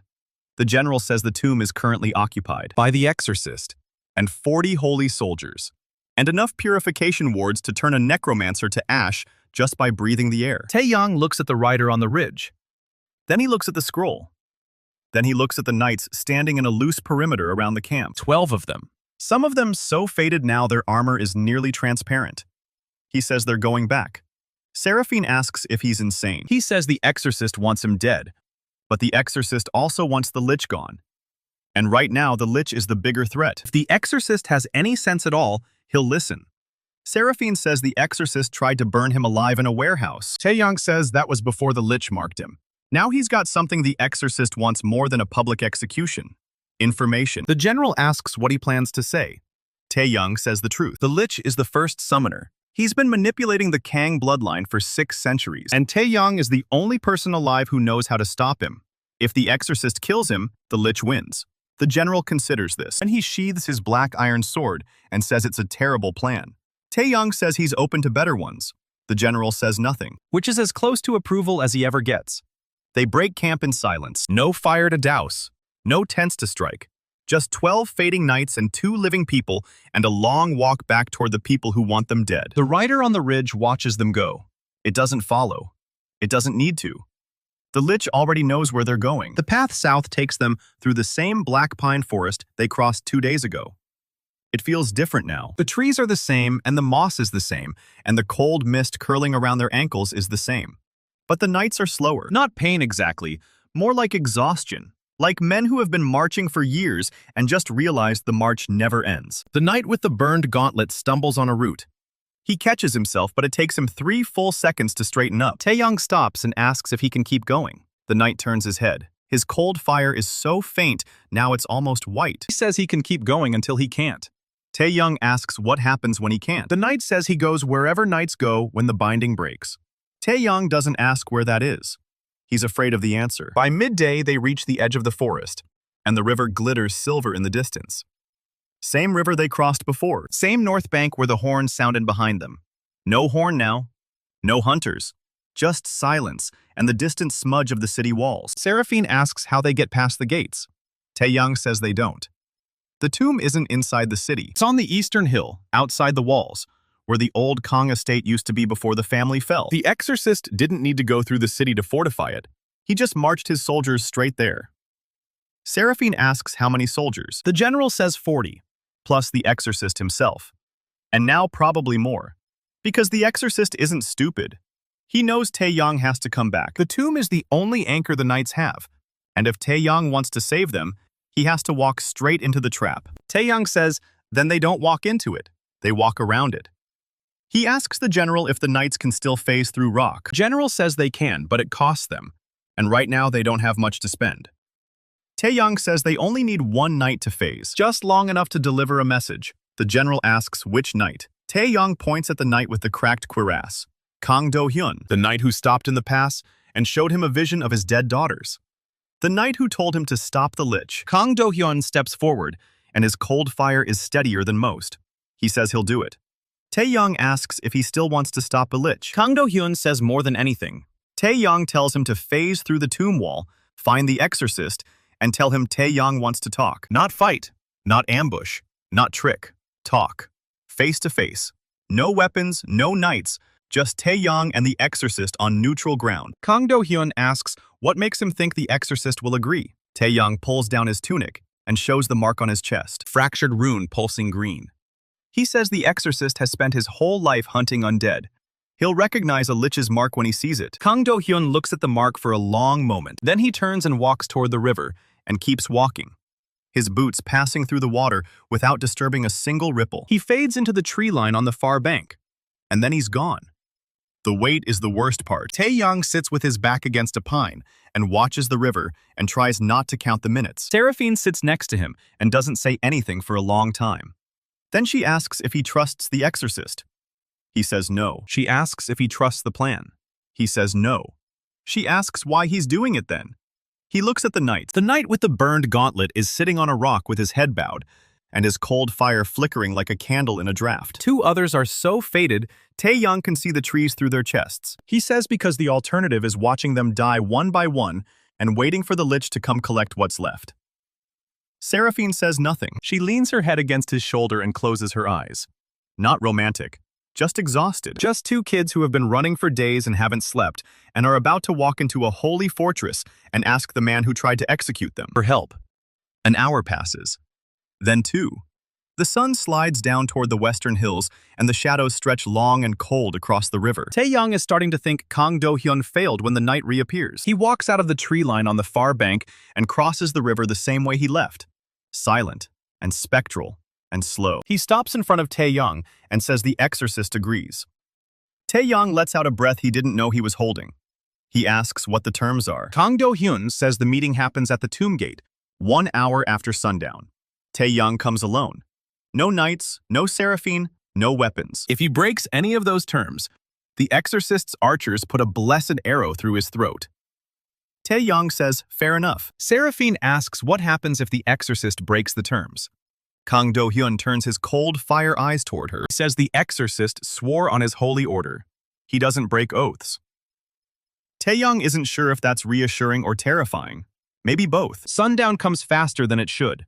The sky goes orange and then red and then deep purple, and the first stars come out and the river turns black. Tae-yang stands up. Seraphine stands with him, and she's got that look again.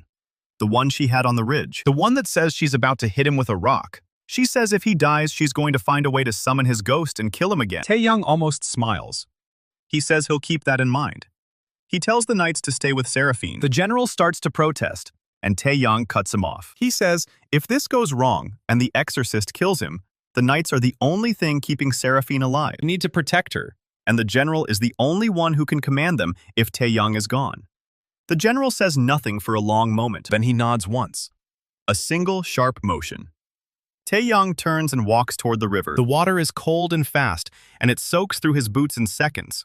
He doesn't stop. He climbs the far bank and walks into the tree line, and keeps walking until the river is just a sound behind him. The tomb is on a low hill east of the city, exactly where the general said it would be. Tae-yang has never been here before. He was born after the family fell, after the estate was seized, after the Kangs became a footnote in a history book nobody reads. But he recognizes the hill anyway. It's in his blood. The stone door is shattered, and the entrance is a jagged hole in the hillside. Holy symbols are painted on every surface. They glow soft white in the darkness, and the air around them hums with a frequency that makes Tae-yang's teeth ache. 40 soldiers stand in a semicircle around the entrance. Every one of them has a blessed steel blade drawn and aimed at him. And in the center, standing in front of the shattered door with his hands clasped behind his back, is the exorcist.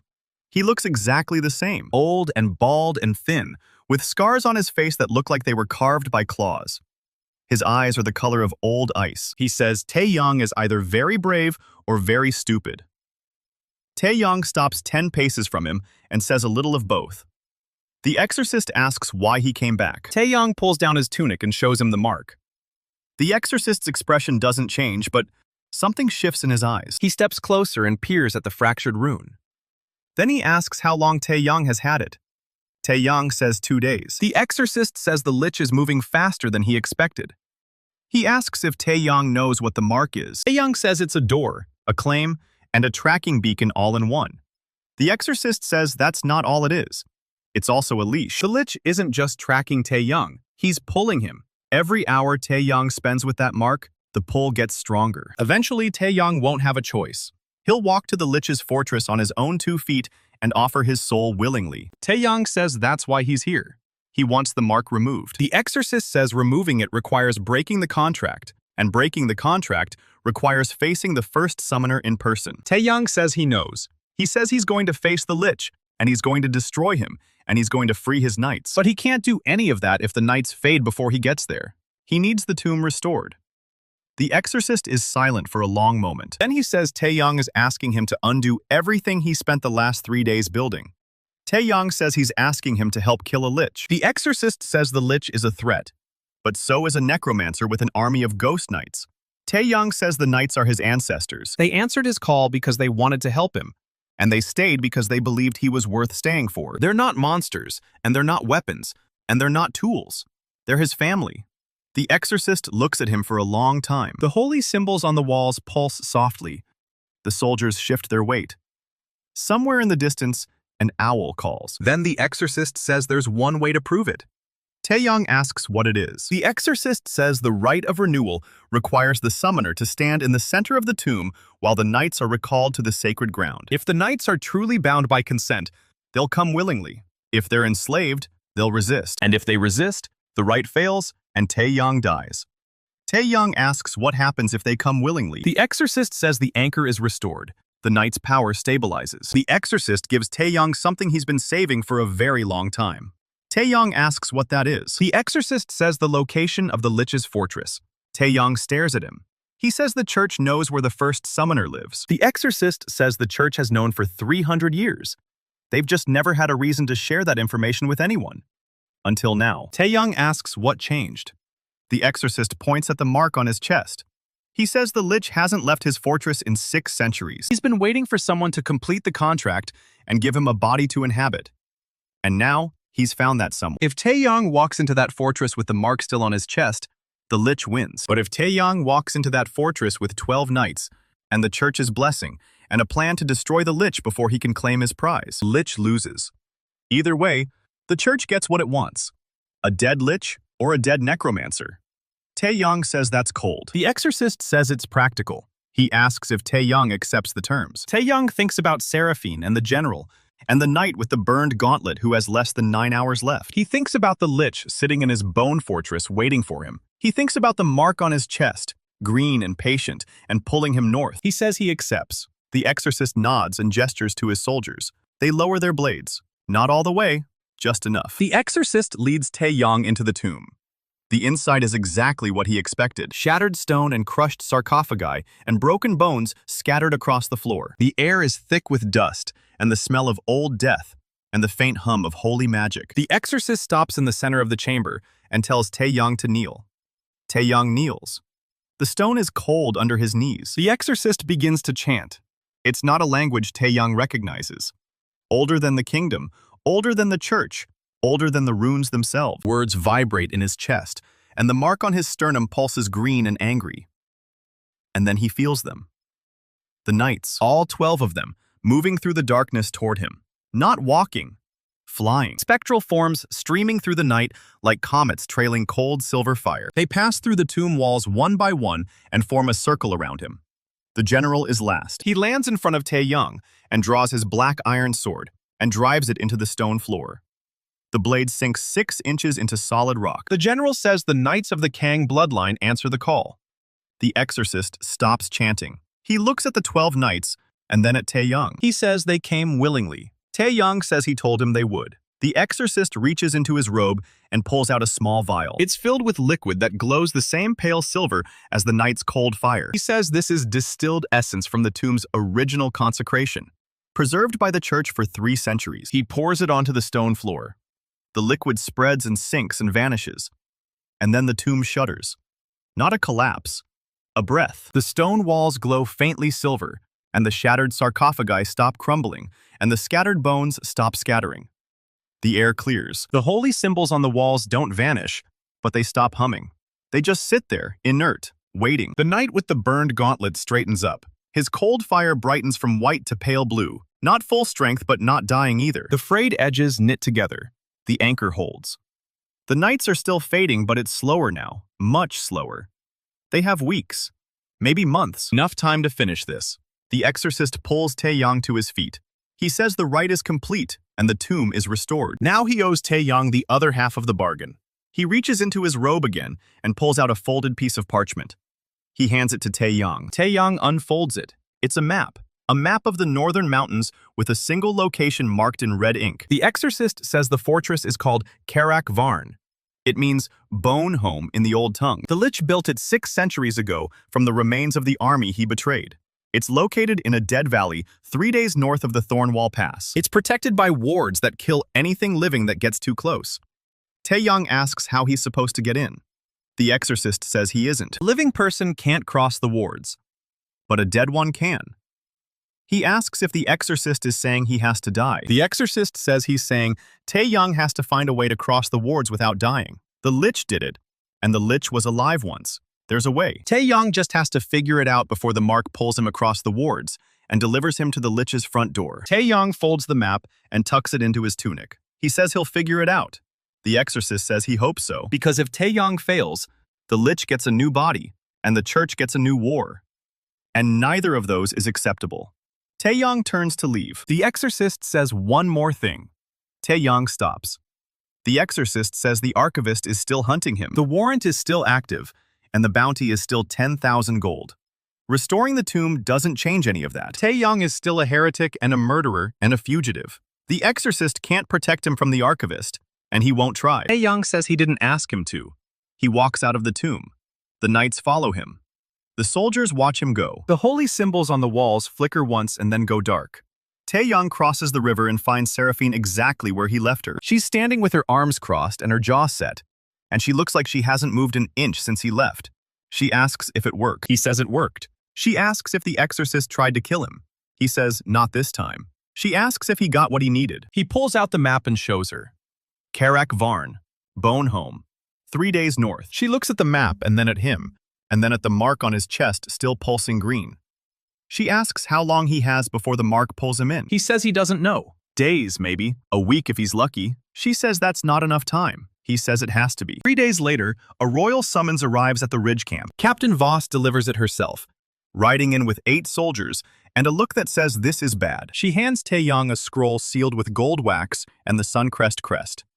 He breaks the seal and reads it right there on the ridge. The king has ordered a formal inquiry into the events at the academy. Tae-yang is commanded to present himself at the royal court within 48 hours. If he fails to appear, the warrant stands and the bounty doubles.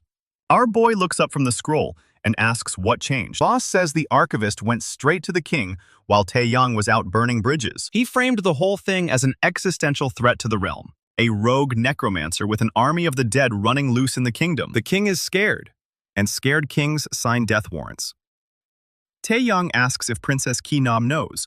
Voss says the princess sent her. She's already at court, arguing his case, but she's losing. The archivist has the church behind him, and half the noble houses are terrified of spectral steel.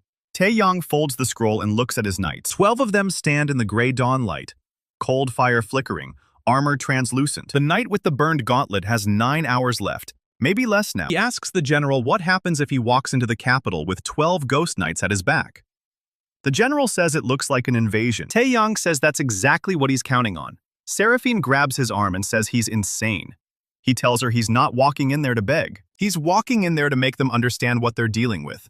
The real threat isn't him. It's the thing north of the Thornwall Pass that's been waiting 6 centuries for a new body. If the king wants to execute the only person who can stop the Lich, then the kingdom deserves what's coming. Seraphine says that's a great speech, but the king won't care. Tae-yang says the king doesn't have to care. The nobles just have to be scared of the right thing. He turns to the general and asks if the knights can hold formation for 1 hour inside the throne room. The general says they can hold formation for 1 hour anywhere, as long as the binding lasts. Tae-yang says good. He tells Voss to ride ahead and inform the court that Kang Tae-yang will answer the summons, and he's bringing his ancestors with him. Voss stares at him for a long moment. Then she laughs, shakes her head, and says the princess was right about him. She rides off with her soldiers, and the sound of hooves fades into the black pines. Seraphine asks what the princess said about him. Tae-yang says he doesn't want to know. The group breaks camp and travels south.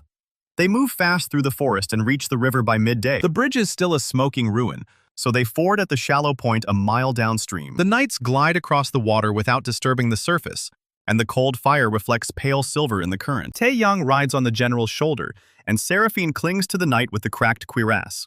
They reach the far bank and keep moving. Capital rises in the distance by late afternoon.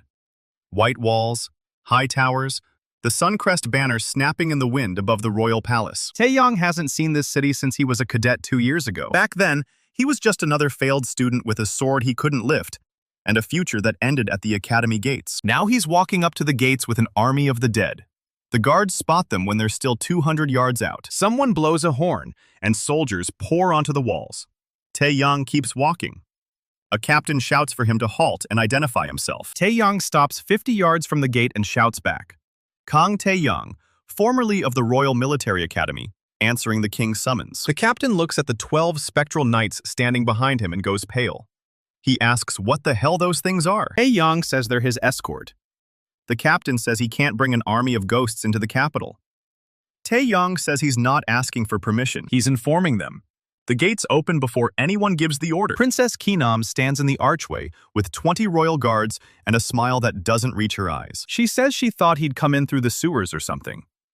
Tae-yang says he's done hiding. She looks at the knights and then at the guards on the walls and then back at him. She says this is either the bravest thing she's ever seen or the stupidest.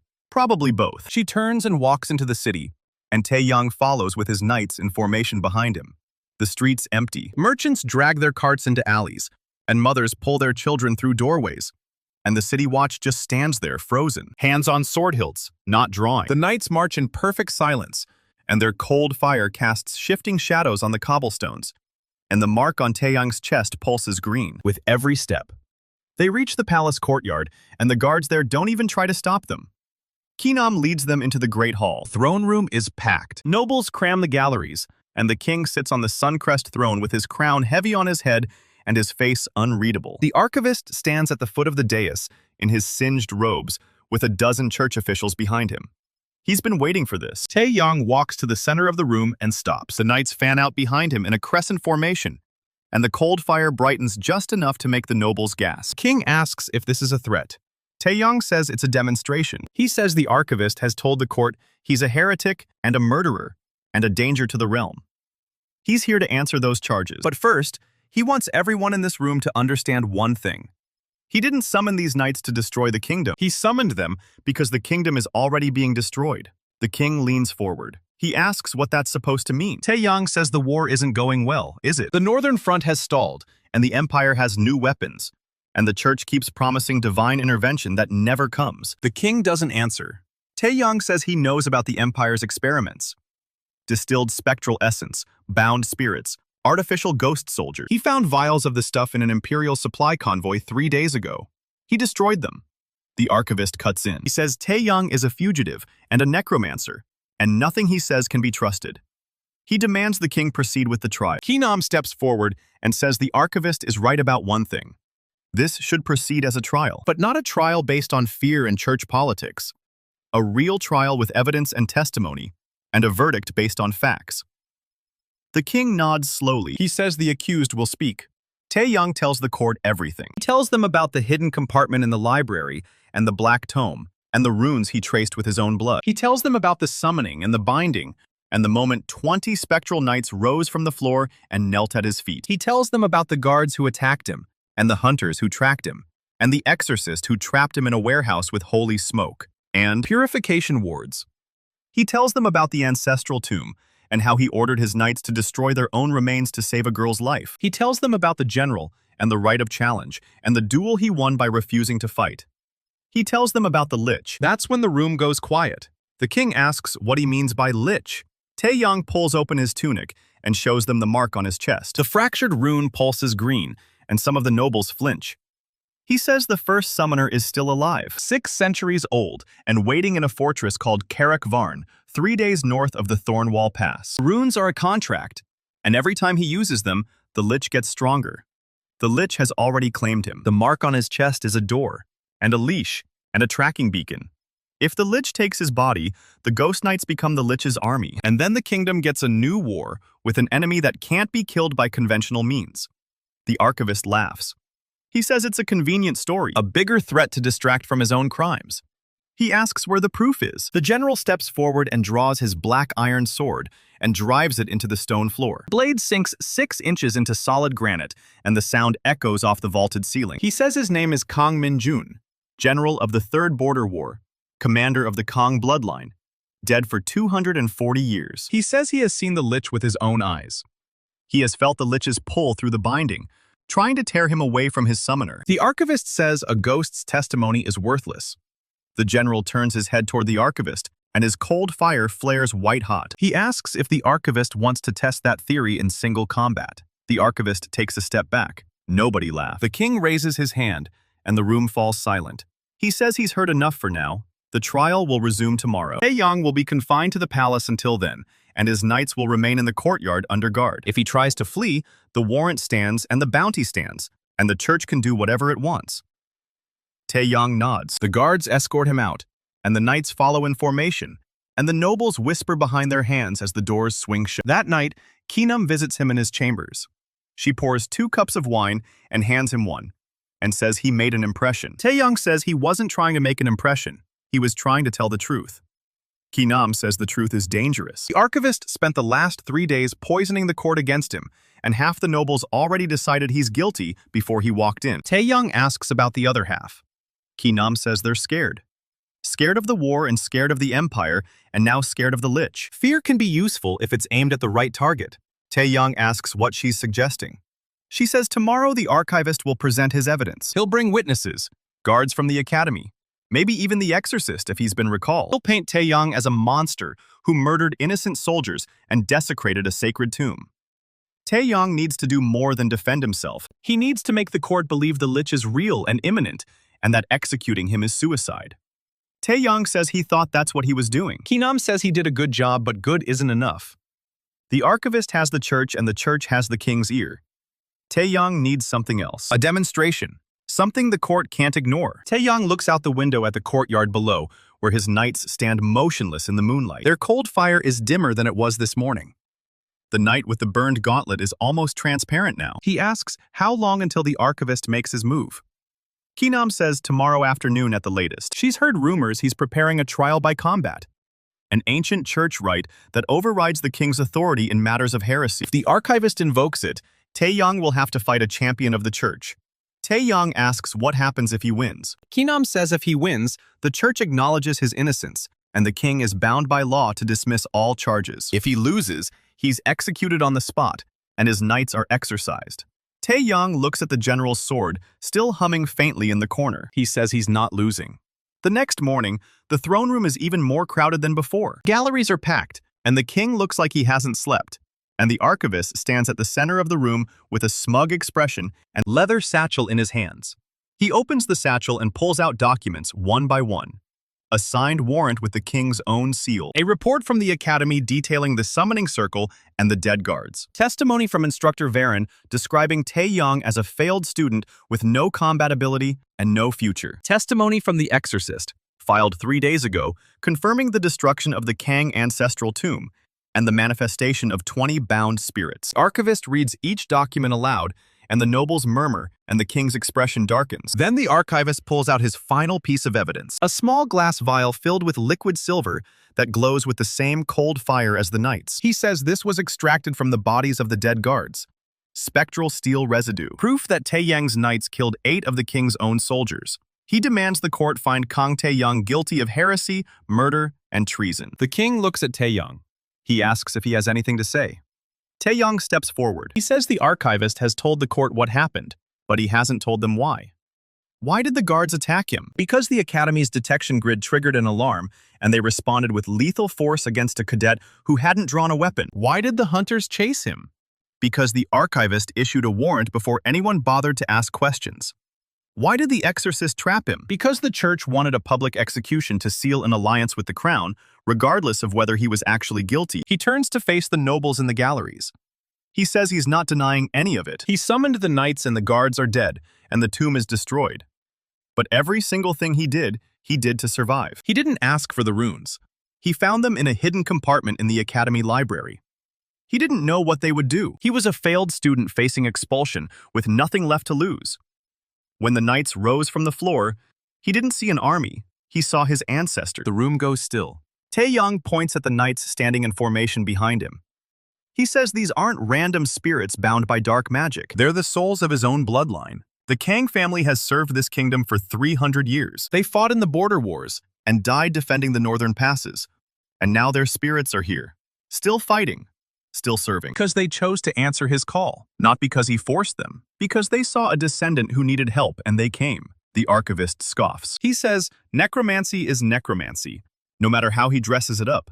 Summoning the dead is forbidden by church law, and the penalty is death. Tae-yang turns back to the king. He says he knows what the penalty is. But before the king passes judgment, He wants to show the court something. He raises his right hand, and the mark on his chest pulses green, and the knights respond. They don't attack. They just stand there, waiting. He says he could have walked into this courtroom and ordered his knights to kill everyone. He didn't. He could have fled to the north and let the Lich take him, and the kingdom could deal with the consequences. He didn't. He came here because he's trying to protect a kingdom that wants him dead. He asks if that sounds like a traitor. The king is silent for a long moment. Then he speaks. He says the law is clear. Summoning the dead is forbidden, and the archivist has presented evidence of murder and desecration. But Tae-yang has also presented evidence of a greater threat. A Lich in the northern mountains, and a war that's going badly, and an empire experimenting with spectral essence. The king says he's not a fool. He can see the archivist is using this trial for political gain. He can also see that Tae-yang is telling the truth about at least some of it. He says he'll render his verdict at sundown. The court is dismissed until then. The archivist's face goes red. He shouts that this is an outrage, and the church will not be ignored, and the king is making a grave mistake. The king doesn't answer. He just stands up and walks out, and the guards follow him, and the nobles erupt into chaos. Kinam finds Tae-yang in the courtyard an hour later. She says the archivist is panicking. He's been meeting with church officials and sending messengers and whispering to every noble who will listen. He's going to demand trial by combat before the king can issue a verdict. Tae-yang says he knows. Kinam asks if he's ready. Tae-yang looks at the knight with the burned gauntlet. The knight is barely visible now. Cold fire flickering like a candle in a storm. He says he's ready. Sundown comes. Court reconvenes in the throne room with torches lit and shadows dancing on the walls, and the king on his throne with his crown catching the flood. Firelight. The archivist steps forward before anyone else can speak. He invokes the right of combat, an ancient privilege of the church, older than the Suncrest dynasty, binding even the king. He says the church does not recognize the king's authority in matters of heresy. He demands that Kang Tae-yang prove his innocence through trial by combat against a champion of the church. If Tae-yang wins, the church acknowledges his innocence, and all charges are dismissed. If he loses, he dies, and his knights are exorcised, and his soul is forfeit. He asks if he accepts. Tae-yang says he does. The archivist smiles. He gestures toward the doors at the far end of the throne room. The doors swing open. A man walks in. He's tall, broad-shouldered, clad in silver-plate armor etched with holy runes that glow faint white. He carries a greatsword as long as a man, its blade inscribed with scripture that smokes in the torchlight. A paladin. The archivist says this is Sir Aldrich Jun-so, champion of the Holy Order, veteran of the Purge of the Fell March. He has killed 17 necromancers and banished over 100 bound spirits. The paladin stops in the center of the room and looks at Tae-yang. His eyes are gray and cold, and utterly without fear. He says he's ready. The king orders the court to clear a space. Guards push back the nobles, and the knights are ordered to stand against the far wall, and Tae-yang is given a sword. A plain steel longsword. Nothing special, just sharp and solid and heavy in his hands. He hasn't held a real sword in months. Not since the academy. He looks at the paladin, and then at his knights, and then at the general. The general nods once. The paladin raises his greatsword, and the runes on the blade flare white-hot. He charges. Tae-yang doesn't try to parry. He dives sideways, and the greatsword smashes into the stone floor where he was standing, and sends chips of granite flying. Paladin recovers instantly and swings again, and Tae-yang ducks, and the blade whistles past his ear, and slices a lock of his hair clean off. The nobles gasp.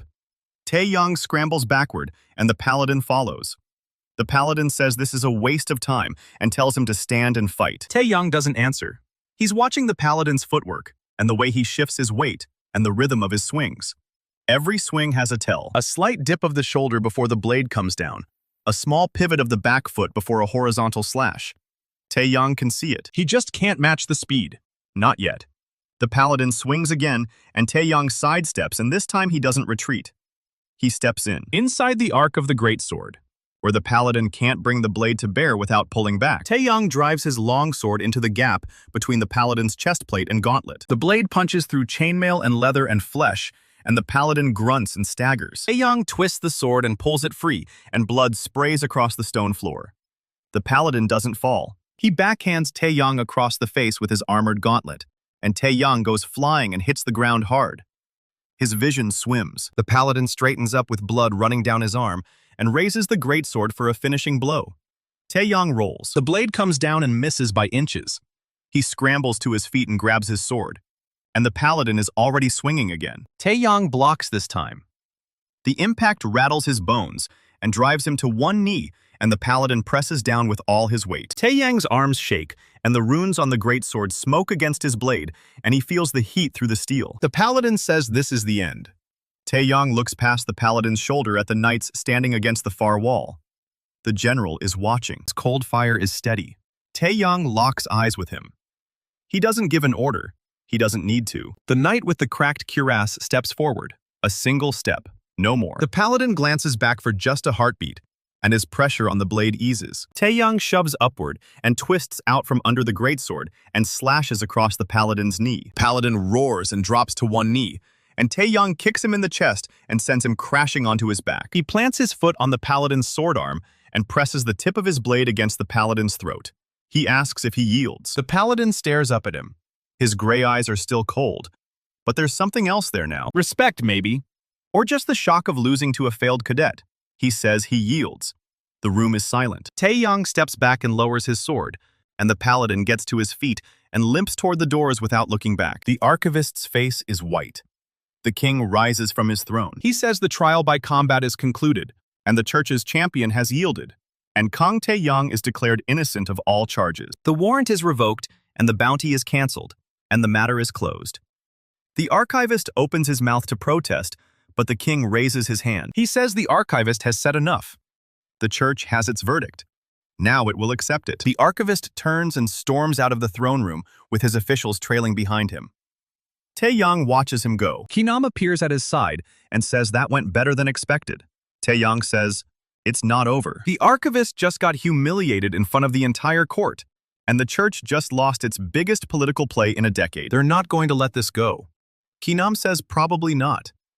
But for tonight, Tae-yang is a free man and the kingdom owes him a debt. Tae-yang looks at the knight still standing against the wall. The knight with the burned gauntlet flickers once, then twice. Then his cold fire holds steady, barely. He has hours left, not days. The Lich is still waiting in the north, and the mark on Tae-yang's chest still pulses green, and the real fight hasn't even started. But he's still standing. And that's more than anyone in this room expected. He turns to the general and says they need to move. The archivist just became the least of his problems. The trial is over and the paladin is gone, but the general hasn't moved. He stands against the wall with his arms crossed and his cold fire burning low and steady. The other knights flicker in the shadows behind him. Barely there. Barely holding. Tae-yang walks over and the general doesn't bow. He just watches with those ancient eyes. Tae-yang says they need to talk. The general says he's been waiting for him to ask.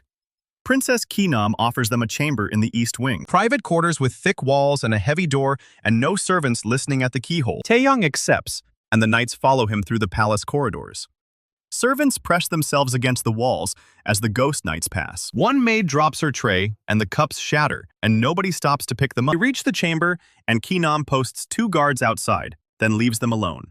The door closes. The general extends his hand, and a cold fire spreads from his palm across the walls and the floor and the ceiling, sealing the room. Tae-yang asks what that is, and the general says it's a privacy ward, older than the church and older than the runes, and older than the first summoner himself. He learned it from a witch in the Thornwood 600 years ago. Tae-yang stares at him and asks how old he really is. The general says he died at 43 and has been dead for 582 years. He stops counting the decades after the 1st century. The knight with the burned gauntlet shifts against the wall. His cold fire gutters. Tae-yang looks at him, and then back at the general, and asks the question he's been holding since the Thornwall Pass. He asks what the runes really are. Then he speaks. He says the runes are a contract written in lies. The first summoner didn't create them to bind the souls of his enemies. He created them to bind the souls of his own bloodline. Every ghost knight in this room is a Kang. Every single one. Brothers, cousins, uncles, sons. The general says he was the first summoner's greatest general. He won 14 campaigns and broke 3 kingdoms and never lost a single battle. His reward was betrayal. The first summoner summoned him to a victory feast and raised a toast, and the wine was poisoned. When the general woke, he was already dead and already bound. The runes were already carved into his bones. He was the first. Tae-yang doesn't speak. His face is pale. The general continues. He says the first summoner didn't stop with him. Over the centuries, the Lich collected every Kang who showed promise. Every warrior who won too many battles. Every mage who grew too powerful. Every child born with the bloodline's gift. One by one, he took them and bound them to the contract. The runes were the trap, and the knights were the bait. Tae-yang looks at the knights around the room and counts them. 12 faces. 12 ancestors. 12 people who trusted someone and got a tomb for their loyalty. The knight with the cracked cuirass meets his eyes and nods once. He knew. He's known for 400 years. Tae-yang asks why the Lich did it, and the general says immortality. The contract feeds on the souls it binds. Every knight who fades doesn't disappear.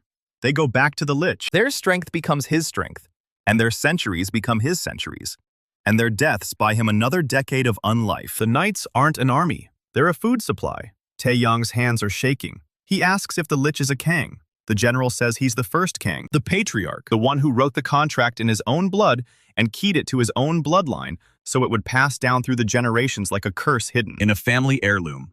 Every Kang who touches the runes becomes part of the harvest. Tae-yang is the latest crop. Our boy stares at the fractured rune mark on his chest. It pulses green, and he feels it now. Feels what it really is. A claim. A brand. A dinner bell. He asks how to break it. The general says there's only one way. Destroy the original runes. Not the copies in the tome, and not the marks on the knights.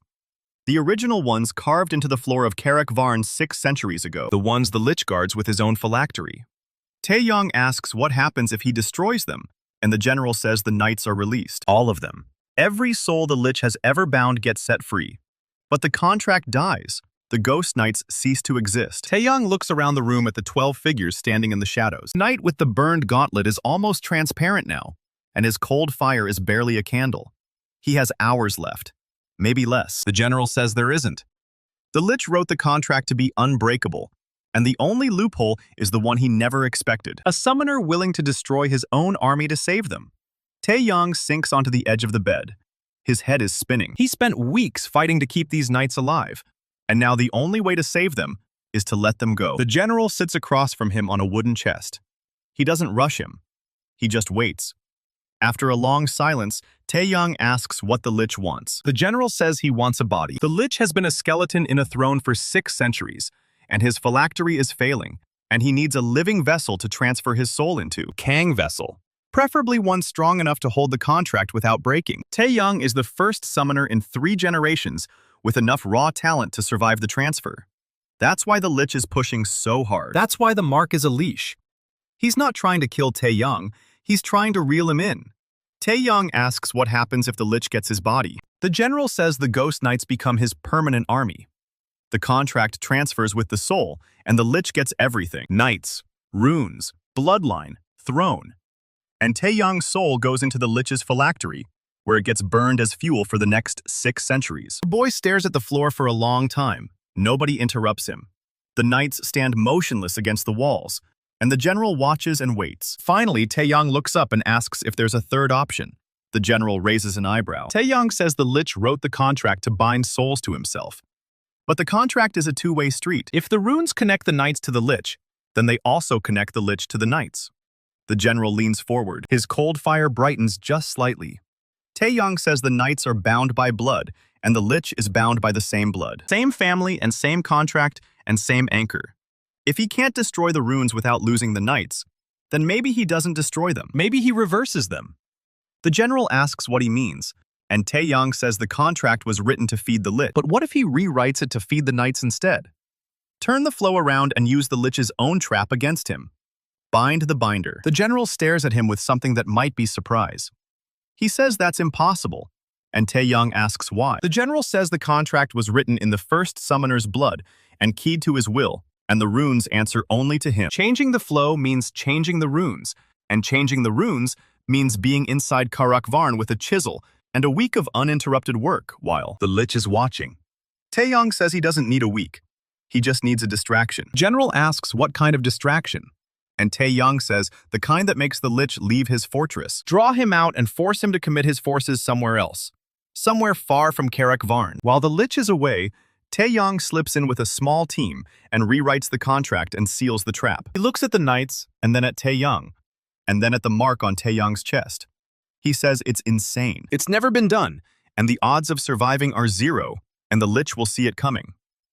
Tae-yang asks if the general has a better idea. The general doesn't answer. His voice is a rasp and a whisper, and it grates like steel on stone. He's been dead for 400 years, and he's watched his daughters die in a vision, and he's watched his brothers get fed to the Lich one by one. He's not afraid of going back to the void.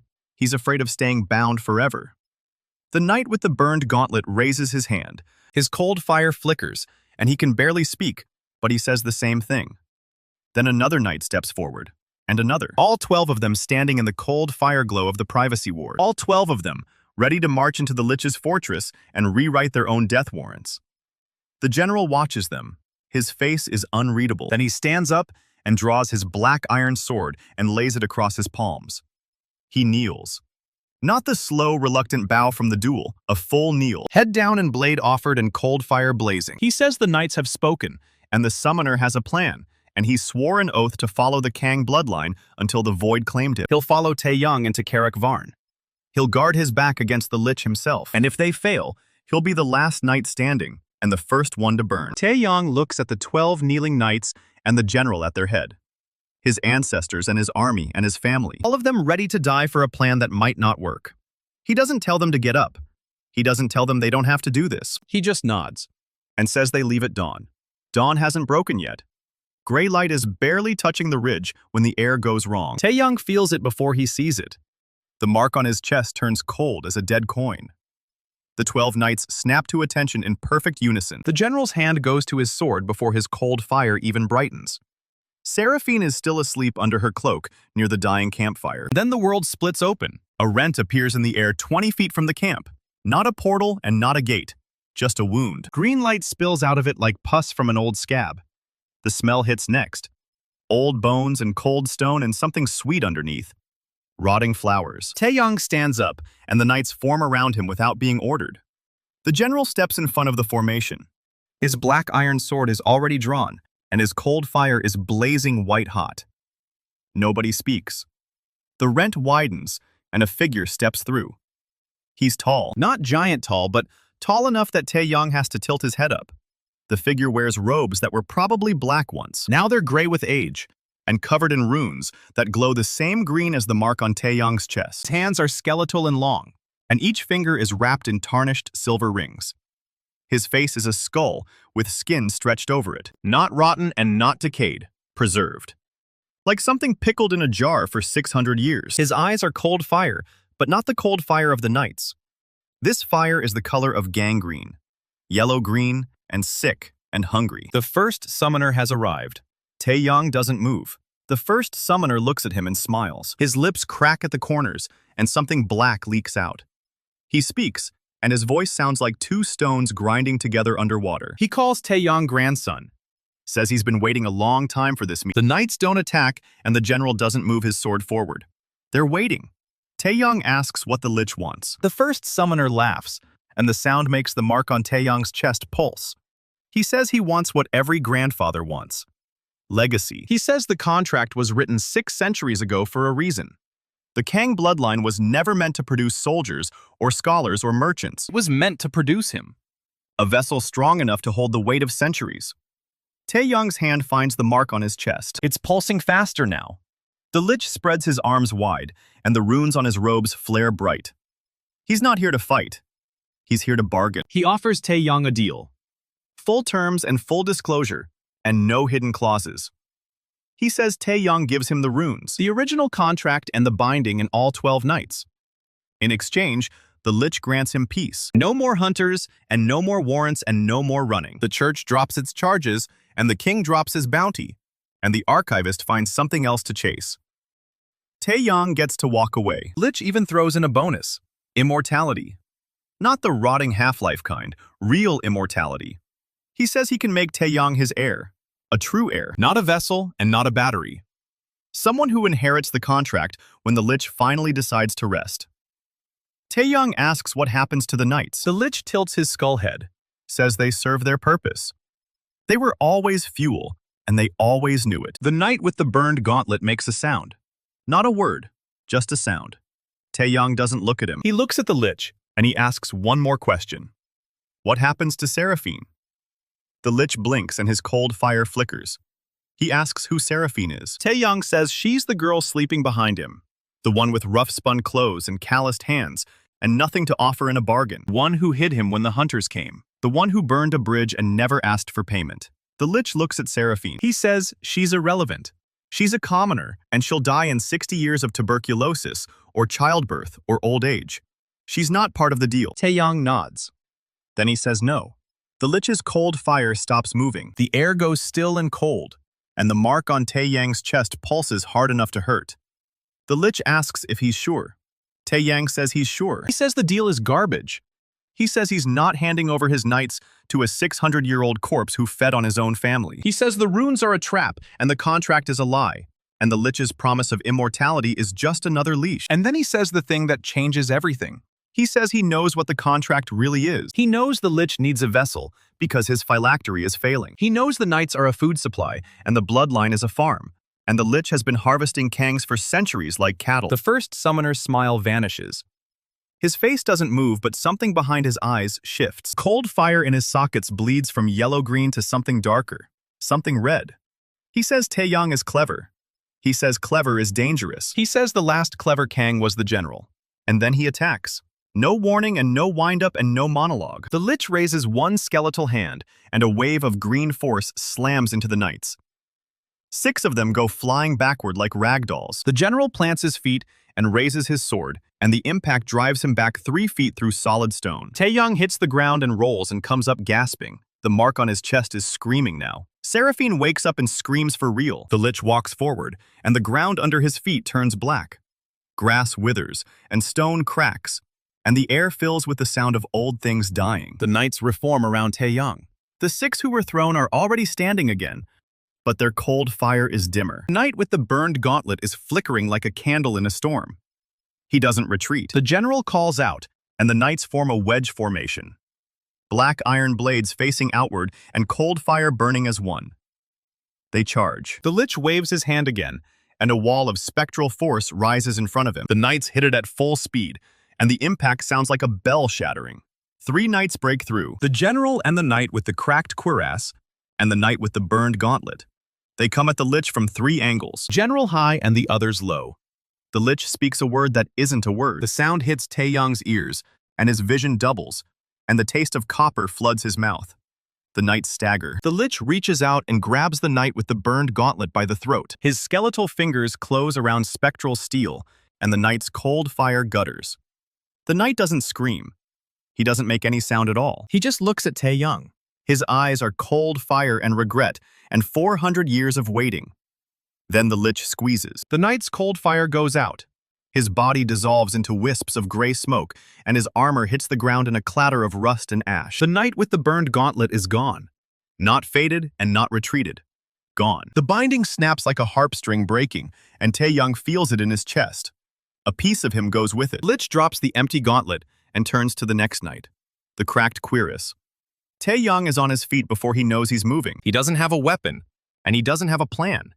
He just runs. The general sees him coming and shouts something Tae-yang can't hear over the roaring in his ears. Lich turns and raises a hand, and Tae-yang feels the force gathering to crush him. And then the general is there. He moves faster than Tae-yang has ever seen him move. His black iron sword swings, and the Lich is forced to block. The general's blade hits the Lich's raised arm, and green sparks fly. The Lich hisses. His arm is cracked. Not broken, but cracked. A hairline fracture running from wrist to elbow. The general presses the attack. He's not fighting to win. He's fighting to buy time. Every swing drives the Lich back a step, and every step burns more of the general's cold fire. His light is dimming fast. Tae-yang reaches the fallen knight and helps him up. The knight with the cracked cuirass is still online, but barely. His cold fire is the color of embers about to die. He says he can still fight. Tae-yang tells him to stay back. The other knights are reforming now. 10 left. 10 against a 600-year-old Lich who just crushed one of their brothers like a bug. The Lich throws the general back with a blast of green fire. The general hits the ground and rolls and comes up with his sword still in his hand. His left arm is gone from the elbow down. Spectral steel and cold fire and centuries of service. Severed in one hit. The general doesn't look at the wound. He just switches his sword to his right hand and keeps fighting. Tae-yang knows what he has to do. The one-time off switch.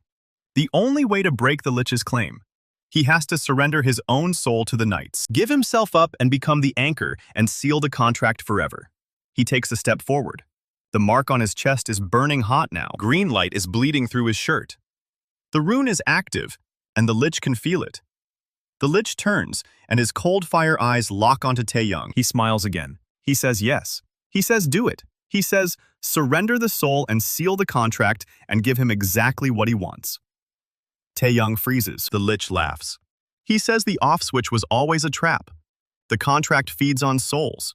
Tae-yang's soul is the key. If Tae-yang surrenders it to the knights, the contract completes. The Lich gets everything. The runes and the knights and the vessel and the kingdom. 6 centuries of waiting, and it all ends here with a boy who thinks he's making a sacrifice. Tae-yang's hands are shaking. The general is still fighting, but he's losing now. His cold fire is almost gone. The Lich raises both hands, and green energy gathers between his palms. A final blast aimed at all 10 remaining knights. He finds the binding in his chest, the thread that connects him to the knights, and the runes, and the contract. He's about to pull on it and end everything. A hand closes on his wrist. The general. He's broken off from the fight and crossed the distance in a heartbeat. His cold fire is barely a flicker, but his grip is still strong. He says no. Tae-yang says there's no other way. The general says there's always another way. He says Tae-yang is not the sacrifice. He is. The general says he's been dead for 582 years. He was the first knight bound, and he'll be the last one freed. He says the Lich's contract has a flaw. One flaw the first summoner never saw because he never thought anyone would be stupid enough to try it. The contract binds souls to the Lich, but the general's soul is the oldest and the strongest, and the first one taken. If he shatters himself against the contract with enough force, he can bind the Lich instead. Not destroy him, not kill him, but bind him. Seal the door and lock the leash, and trap the Lich in his own fortress for as long as the general's soul can hold. Tae-yang asks how long that is. The general says he doesn't know. Maybe a month, and maybe a year, and maybe a single hour. He says it doesn't matter. It's enough time for Tae-yang to get to Karak Varn and burn the original runes and end this for good. Tae-yang says the general will be destroyed. The general smiles. His cold fire flares bright one last time. He says he was destroyed the day the first summoner poisoned him at his own victory feast. Everything since then has been borrowed time. He looks at Tae-yang, and his eyes are cold fire and pride and something that might be love. He calls Tae-yang grandson. He says he's proud of him. He says he would have followed him anywhere. Then he lets go of Tae-yang's wrist and turns and walks toward the Lich. The Lich sees him coming. The green energy in his hands shifts target. The general doesn't slow down. He walks straight into the blast. The green fire hits him square in the chest and his armor shatters. Black steel plates fly in every direction. His spectral body cracks open and cold fire pours out of him like blood. He keeps walking. The Lich screams something in a language Tae-yang doesn't understand. The general reaches the Lich and wraps his one remaining arm around him. The embrace of a soldier and a summoner, and a grandfather and a traitor. The general's cold fire goes white, then gold, then something beyond color that Tae-yang can barely look at. The general says 2 words. His voice is steady and calm and final. He says the debt is paid, and then he explodes. Light is blinding, and the sound is deafening, and the mark on Tae-yang's chest screams one last time. When the light fades, the Lich is still standing. But he's different. His robes are torn, and his arms are cracked in a dozen places. His cold fire is dim and flickering, and there are chains wrapped around him. Not spectral steel and not cold fire. Chains made of pure white light. The general's final gift. The Lich snarls and tries to break them. The chains tighten. He tries to step forward. The chains hold him in place. He looks at Tae-yang, and his eyes are full of hate. He says, this isn't over. He says the chains won't hold forever. He says he'll be waiting at Karak Varn. Then the ground opens under him and sucks him down. The rent in the air closes with a sound like a door slamming. The Lich is gone. The chains are gone. The only thing left is silence, and the smell of old bones and the empty gauntlet lying in the ash. Tae-yang stands there for a long time. Nobody speaks, and nobody moves, and nobody breathes. The 10 remaining knights are scattered across the ridge. Their cold fire is dim but still burning. The knight with the cracked cuirass is on his knees. The spot where the general stood is a crater of black glass. His black iron sword is driven into the stone at the edge of the crater. Still humming, still singing its one note. Tae-yang walks over to the sword. He picks it up and it's cold in his hand and heavy and real. He looks at the knights and the knights look at him. The knight with the cracked cuirass stands up and bows his head. The others follow. 10 knights kneeling in the gray dawn light. Tae-yang tucks the sword into his belt. He asks if they can still travel. The knight with the cracked cuirass says they can. He says the Lich is bound and the chains will hold for now. He says the plan hasn't changed. They leave for Karak Varn at dawn. Tae-yang looks at the rising sun. It's already dawn. He says they leave now. Tae-yang stares into the crater where the general stood. The black glass still smokes. His hand is frozen around the black iron sword. Nobody breathes. The 10 remaining knights stay on their knees, with cold fire barely flickering in their eye sockets. The gray dawn light makes them look like statues someone forgot to bury. Seraphine is the first one to move. She steps out from behind the crates and walks toward him. Her footsteps crunch on the ash. She stops 2 paces away and doesn't say a word. She just stands there and waits. Tae-yang doesn't turn around. He asks if she's hurt. She says no. He nods once. Then he slides the general's sword into his belt and turns to face the knights. They look up at him. 10 spectral faces, worn down by centuries of hunger and war, and watching their own family bleed. Kang Do-hyun is still on one knee, with his shattered cuirass leaking cold mist. The knight who spoke about his daughters hasn't moved since the general fell. Tae-yang asks if they can still travel. Do-hyun rises slowly. His voice comes out thin and hollow like wind through a broken flute. He says they can. It's already dawn. Seraphine asks about the general. Tae-yang's jaw tightens. He says the general paid his debt. Then he turns and starts walking north. The knights fall in behind him without a word. 10 ghosts marching through gray light and silence, and the smell of old bones. No one looks back at the crater. The ridge drops into a long valley of black pines. They walk for 3 hours without stopping. The sun climbs higher, and the mist burns off, and the world turns sharp and cold. Tae-yang doesn't speak. The knights don't speak. Even Seraphine keeps her mouth shut. The only sound is the crunch of dead needles underfoot, and the faint hum of cold fire in 10 sets of armor. Do-hyun walks at Tae-yang's right shoulder where the general used to be. His cracked cuirass rattles with every step. Around noon, they hit a stream, and Tae-yang calls a halt. The knights spread out in a perimeter without being ordered. Tae-yang crouches by the water and splashes his face. His reflection stares back at him, gaunt and hollow-eyed and covered in ash. The mark on his chest pulses green through his torn shirt. Still burning. Still alive. Still pulling him north like a fish hook through his ribs. Seraphine sits down next to him and hands him a strip of dried meat. He takes it without looking at her. He asks what happens when they reach Karak Varn. Tae-yang chews slowly. He says they burn the original runes. He says they break the contract. He says they end this for good. She asks how. He doesn't answer for a long time. Then he says the general told him something before he died. The contract has a flaw. One flaw the first summoner never saw. The runes answer only to the first summoner's will. But if someone of the bloodline stands inside Karak Varn with a blade and a steady hand, they can carve the runes apart. One stroke at a time. It won't kill the Lich, but it will starve him. Cut him off from every soul he's ever eaten. Leave him trapped in a dying body with nothing left to feed on. Seraphine asks how long it takes. Tae-yang says the general thought maybe a week. He stares at him. A week inside the Lich's fortress, while every undead thing in the north tries to stop him. She asks if he's insane. Tae-yang almost smiles. He says probably, then he stands up and tells the knights to move out. They march through the afternoon and into the evening. The black pines thin out, and the ground turns rocky. Far ahead, the Thornwall Mountains rise like a wall of broken teeth. Somewhere on the other side is Karak Varn, the Lich's fortress, the place where this all started 600 years ago. As the sun sets, the knights begin to slow down. Not from exhaustion because ghosts don't get tired, from something else. A weight. A pull. Tae-yang feels it too. The mark on his chest is getting warmer. It knows where they're going. It wants them to hurry. Do-hyun drifts closer and says the Lich is testing the chains. Tae-yang asks if they're holding. Do-hyun says for now. He says the general's soul was strong, but the Lich is stronger. He says they have days at most. Maybe less. Tae-yang doesn't slow down. They keep walking as the last light drains out of the sky. They reach the Thornwall Pass just after midnight. The same narrow crack they came through before. The same black rock and cold wind and silence. But this time, Tae-yang isn't running away from anything. He's running toward it, past twists and climbs, and the night's cold fire paints the walls in pale blue light. Halfway through, Do-hyun stops. Tae-yang turns. Do-hyun is staring at the rock wall with his head tilted like he's listening to something. Do-hyun says the Lich is screaming. Tae-yang listens. He doesn't hear anything. Do-hyun says it's not a sound you hear with your ears. He says the Lich knows where they are and what they're doing, and he can't stop them. So he's screaming.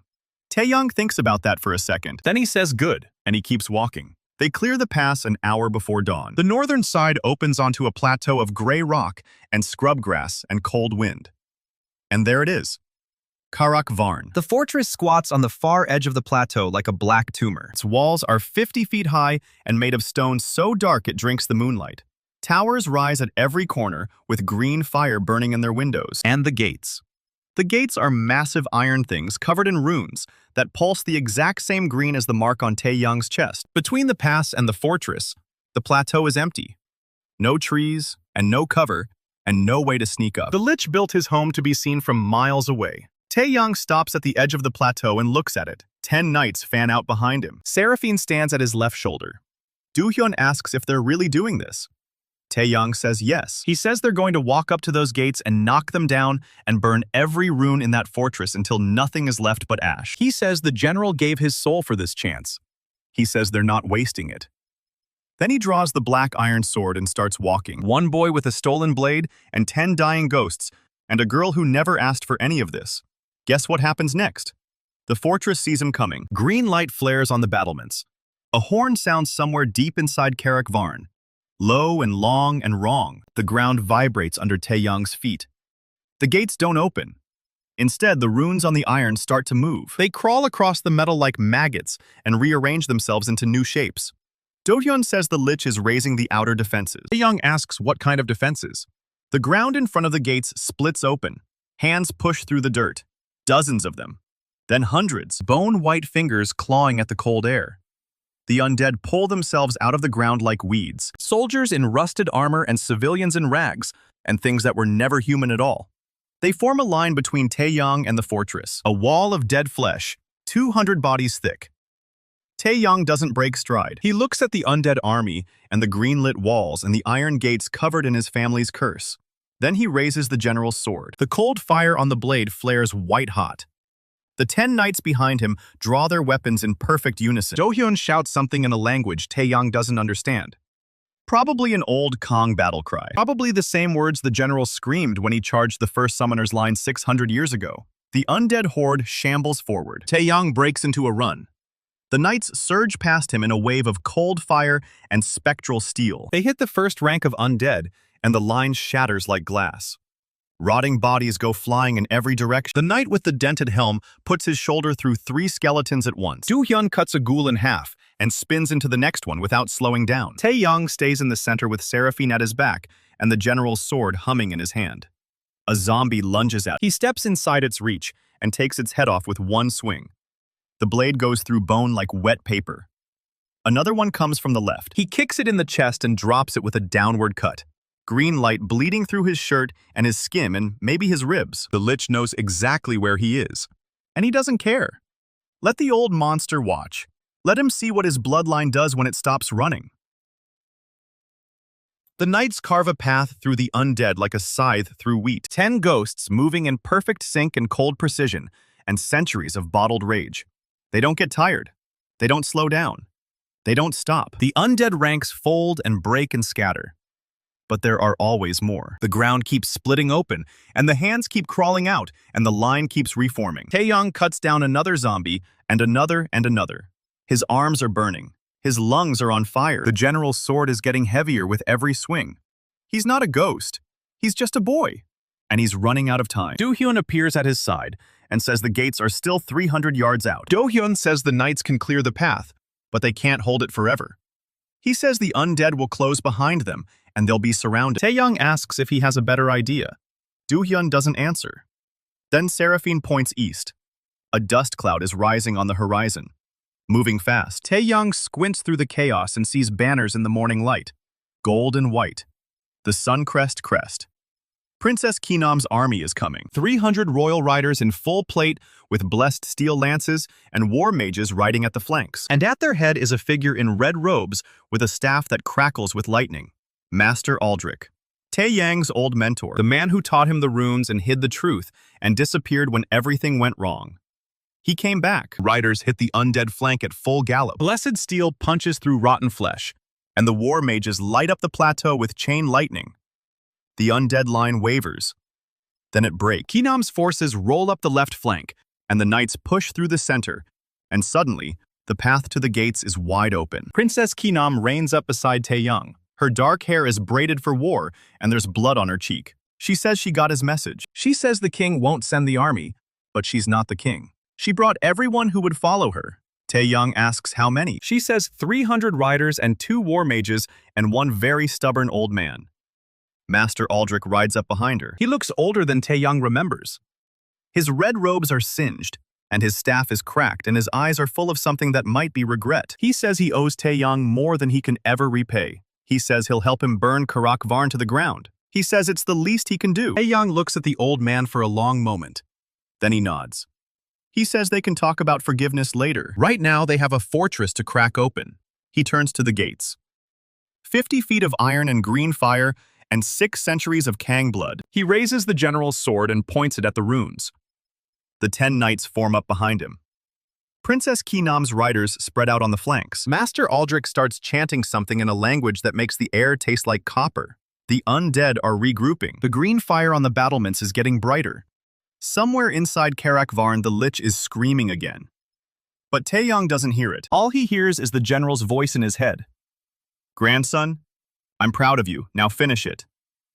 Tae-yang takes a deep breath. Then he gives the order. "Charge!" The gates of Karak Varn groan open.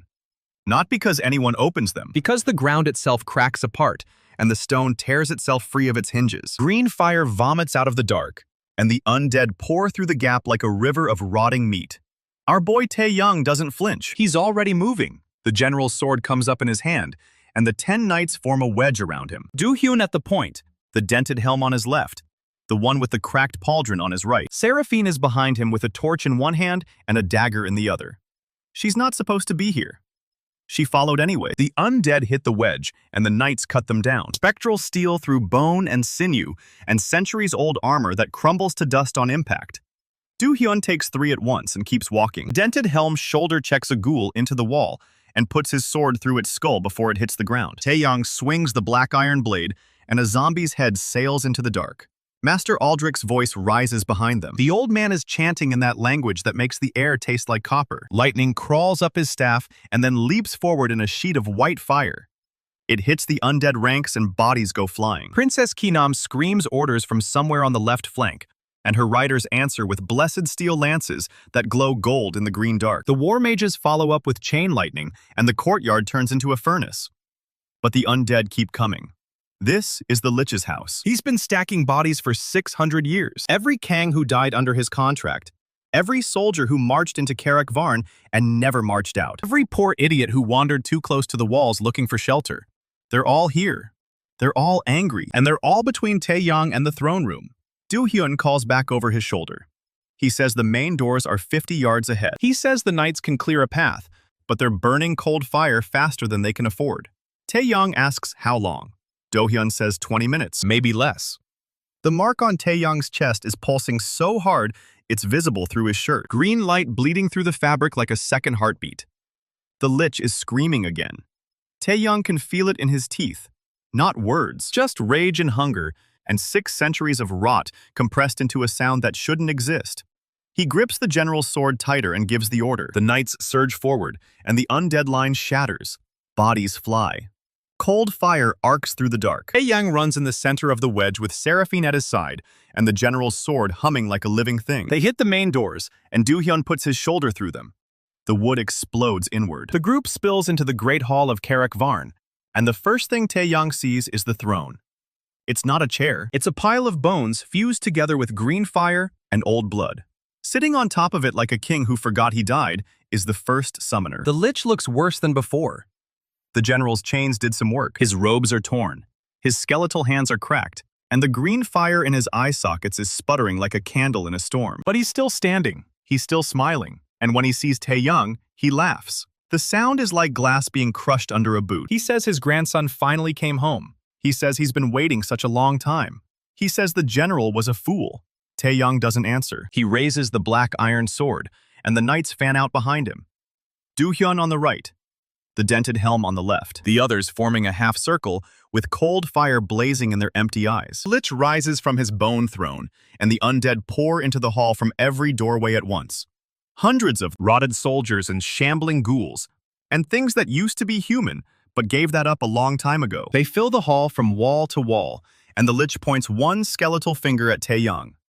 He says the runes answer only to him. He says the boy is holding a sword that belongs to a dead man, leading an army that belongs to a dead contract, fighting a war that ended 6 centuries ago. He says the only thing left to decide is whether Tae-yang dies on his knees or on his feet. Do-hyun answers before Tae-yang can. He steps forward and drives his sword through the first undead soldier to get within reach. And the rest of them move. Chaos. The great hall turns into a slaughterhouse. The knights cut through undead like a scythe through wheat. But there are always more. Always another row. Always another wave. Tae-yang swings the general's sword until his arms burn and his lungs scream, and the green light from his mark is the only thing he can see. Seraphine ducks under a zombie's arms and puts her dagger through its eye socket. She's gotten good at this. Too good. Keenum's riders push through the side doors, and the hall fills with the sound of blessed steel and war magic. Master Aldrich is somewhere in the chaos, his staff crackling, his voice hoarse, his old hands shaking but never stopping. The Lich watches from his bone throne, still smiling, still waiting. Tae-yang cuts down 2 ghouls and looks up at the monster who built his bloodline into a food supply. The plan is simple. The knights have to get him close enough to reach the phylactery. The phylactery is the Lich's soul, his anchor, his one and only weak spot. Destroy it and the Lich dies. Everything else is just buying time. Do-hyun understands without being told. He forms the knights into a spearhead and punches through the undead line. The others follow. The dented helm loses his left arm to a ghoul, but keeps fighting. The one with the cracked pauldron takes a blade through the chest and doesn't slow down. They're ghosts. They've been dead for centuries. What's one more wound? But their cold fire is fading. Do-hyun's flame is sputtering. The dented helm is nearly transparent. Tae-yang shouts at them to hold on. The phylactery is on a pedestal behind the bone throne, and it's glowing green, and it's right there. The Lich sees what he's doing and stops smiling. He rises from his throne, and his skeletal hands come up. Green fire gathers in his palms. He speaks a word that isn't a word, and the air turns to syrup. Tae-yang's legs lock up. The knights slow down. The undead don't. They swarm forward, and Do-hyun is suddenly fighting 6 at once, and the dented helm goes down under a pile of bodies. Tae-yang screams. The mark on his chest burns.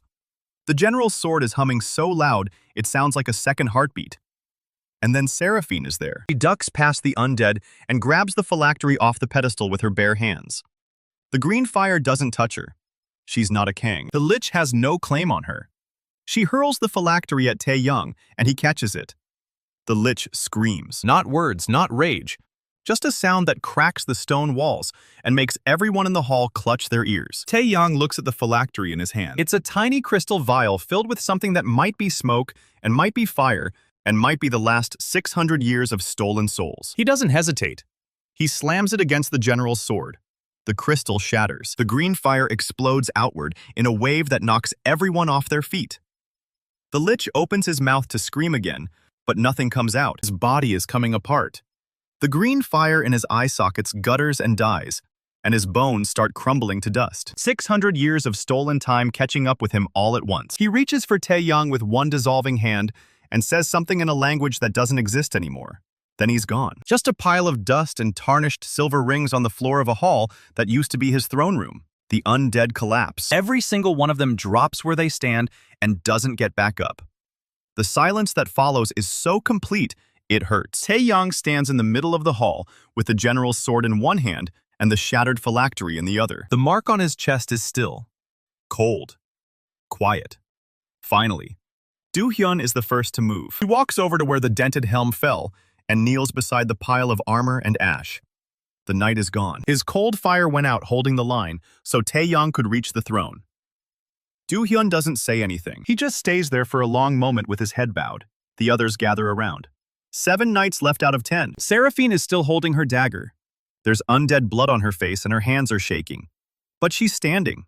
She's alive. Princess Keenum walks in through the ruined doors with her riders behind her. She surveys the hall and the bone throne and the pile of silver rings on the floor. Then she looks at Tae-yang. She says the war is over. She says the Lich is dead, and Karak Varn is taken, and the Kang bloodline is his to decide what to do with. She says the kingdom owes him a debt. Master Aldrich appears at her side. The old man's red robes are torn, and his staff is cracked in 3 places, but he's still on his feet. He looks at Tae-yang, and there's something in his eyes that might be pride. He says the boy he trained finally became the man he hoped he would be. He says he's sorry it took this long. He says he'll spend the rest of his life making up for the lies if Tae-yang lets him. Tae-yang looks at the old man for a long moment. Then he hands him the shattered phylactery. He says there's nothing to forgive. Aldrich did what he had to do. Now he can do something better. He can help burn what's left of the original runes and make sure no one ever uses this contract again. Aldrich takes the phylactery with shaking hands. Then he nods. The knights follow them down into the catacombs beneath Karak Varn. The original runes are carved into the floor of a chamber that hasn't seen light in 6 centuries. They pulse with a faint green glow that's already starting to fade. The Lich is dead. The contract is bleeding out. But it's not gone yet. Do-hyun steps forward and looks at Tae-yang. He says the knights are fading. He says the Lich is gone, but the binding is still there. And without an anchor, they don't have much time. Maybe an hour, maybe less. He says it's okay. He says they did what they came to do. Tae-yang shakes his head. He says no. He says he didn't drag them across half the kingdom and through hell and back just to watch them fade. He says there's still one option, the off switch. The thing the runes always promised. The thing the Lich wanted him to use. The thing the general warned him about. Surrender his own soul to the knights. Become their anchor. Bind himself to them forever. Do-hyun says no. Absolutely not. He says Tae-yang has a life to live. A kingdom to help rebuild. A girl who followed him into the dark and deserves to see him in the light. He says the knights are soldiers. They knew what they were signing up for, even if they didn't know the fine print.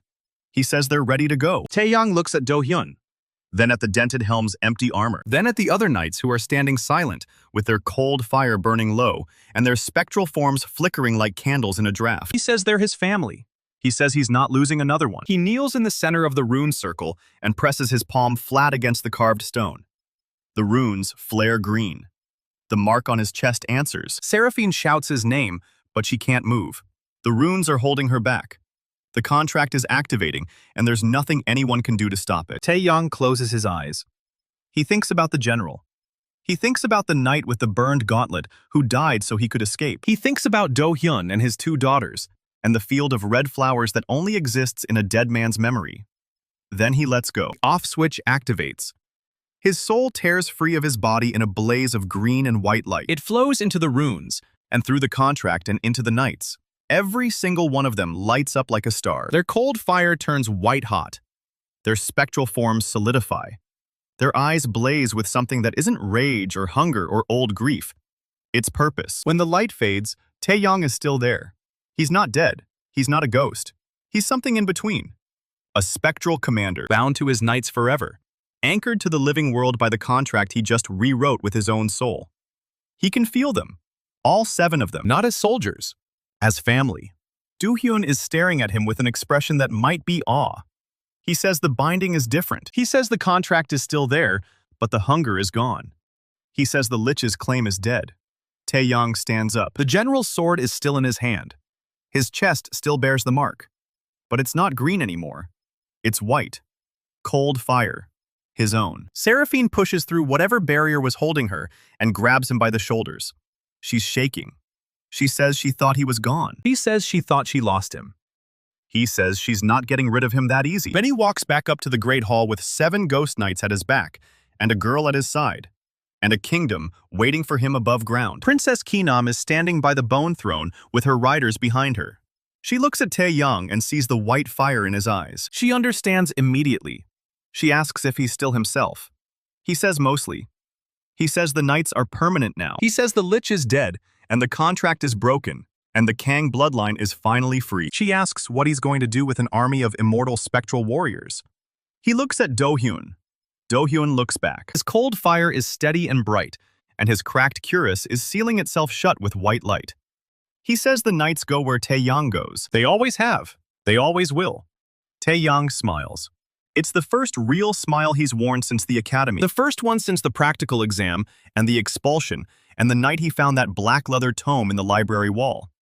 He says good, because the war might be over, but the kingdom is still broken. The invaders are still out there. The church is still hunting him. The archivist is still breathing. He turns to Princess Kinam and says they have work to do. The 7 knights form up behind him, cold fire blazing, spectral steel gleaming in the gray morning light that spills through the shattered doors of Karak Varn. Seraphine tucks her dagger into her belt. Master Aldrich leans on his cracked staff and nods once. Princess Kinam mounts her horse and signals her riders to form a column. The sun is rising over the plateau. The fortress that stood for 6 centuries as a monument to one monster's greed is now a tomb for his bones. The boy who walked out of the academy as a failure rides down the mountain with an army of ghosts at his back and a kingdom stretched out before him. Somewhere in the capital, the archivist is still alive, still scheming, still waiting. But Tae-yang isn't running anymore. He's coming home, and this time, he's bringing everyone with him.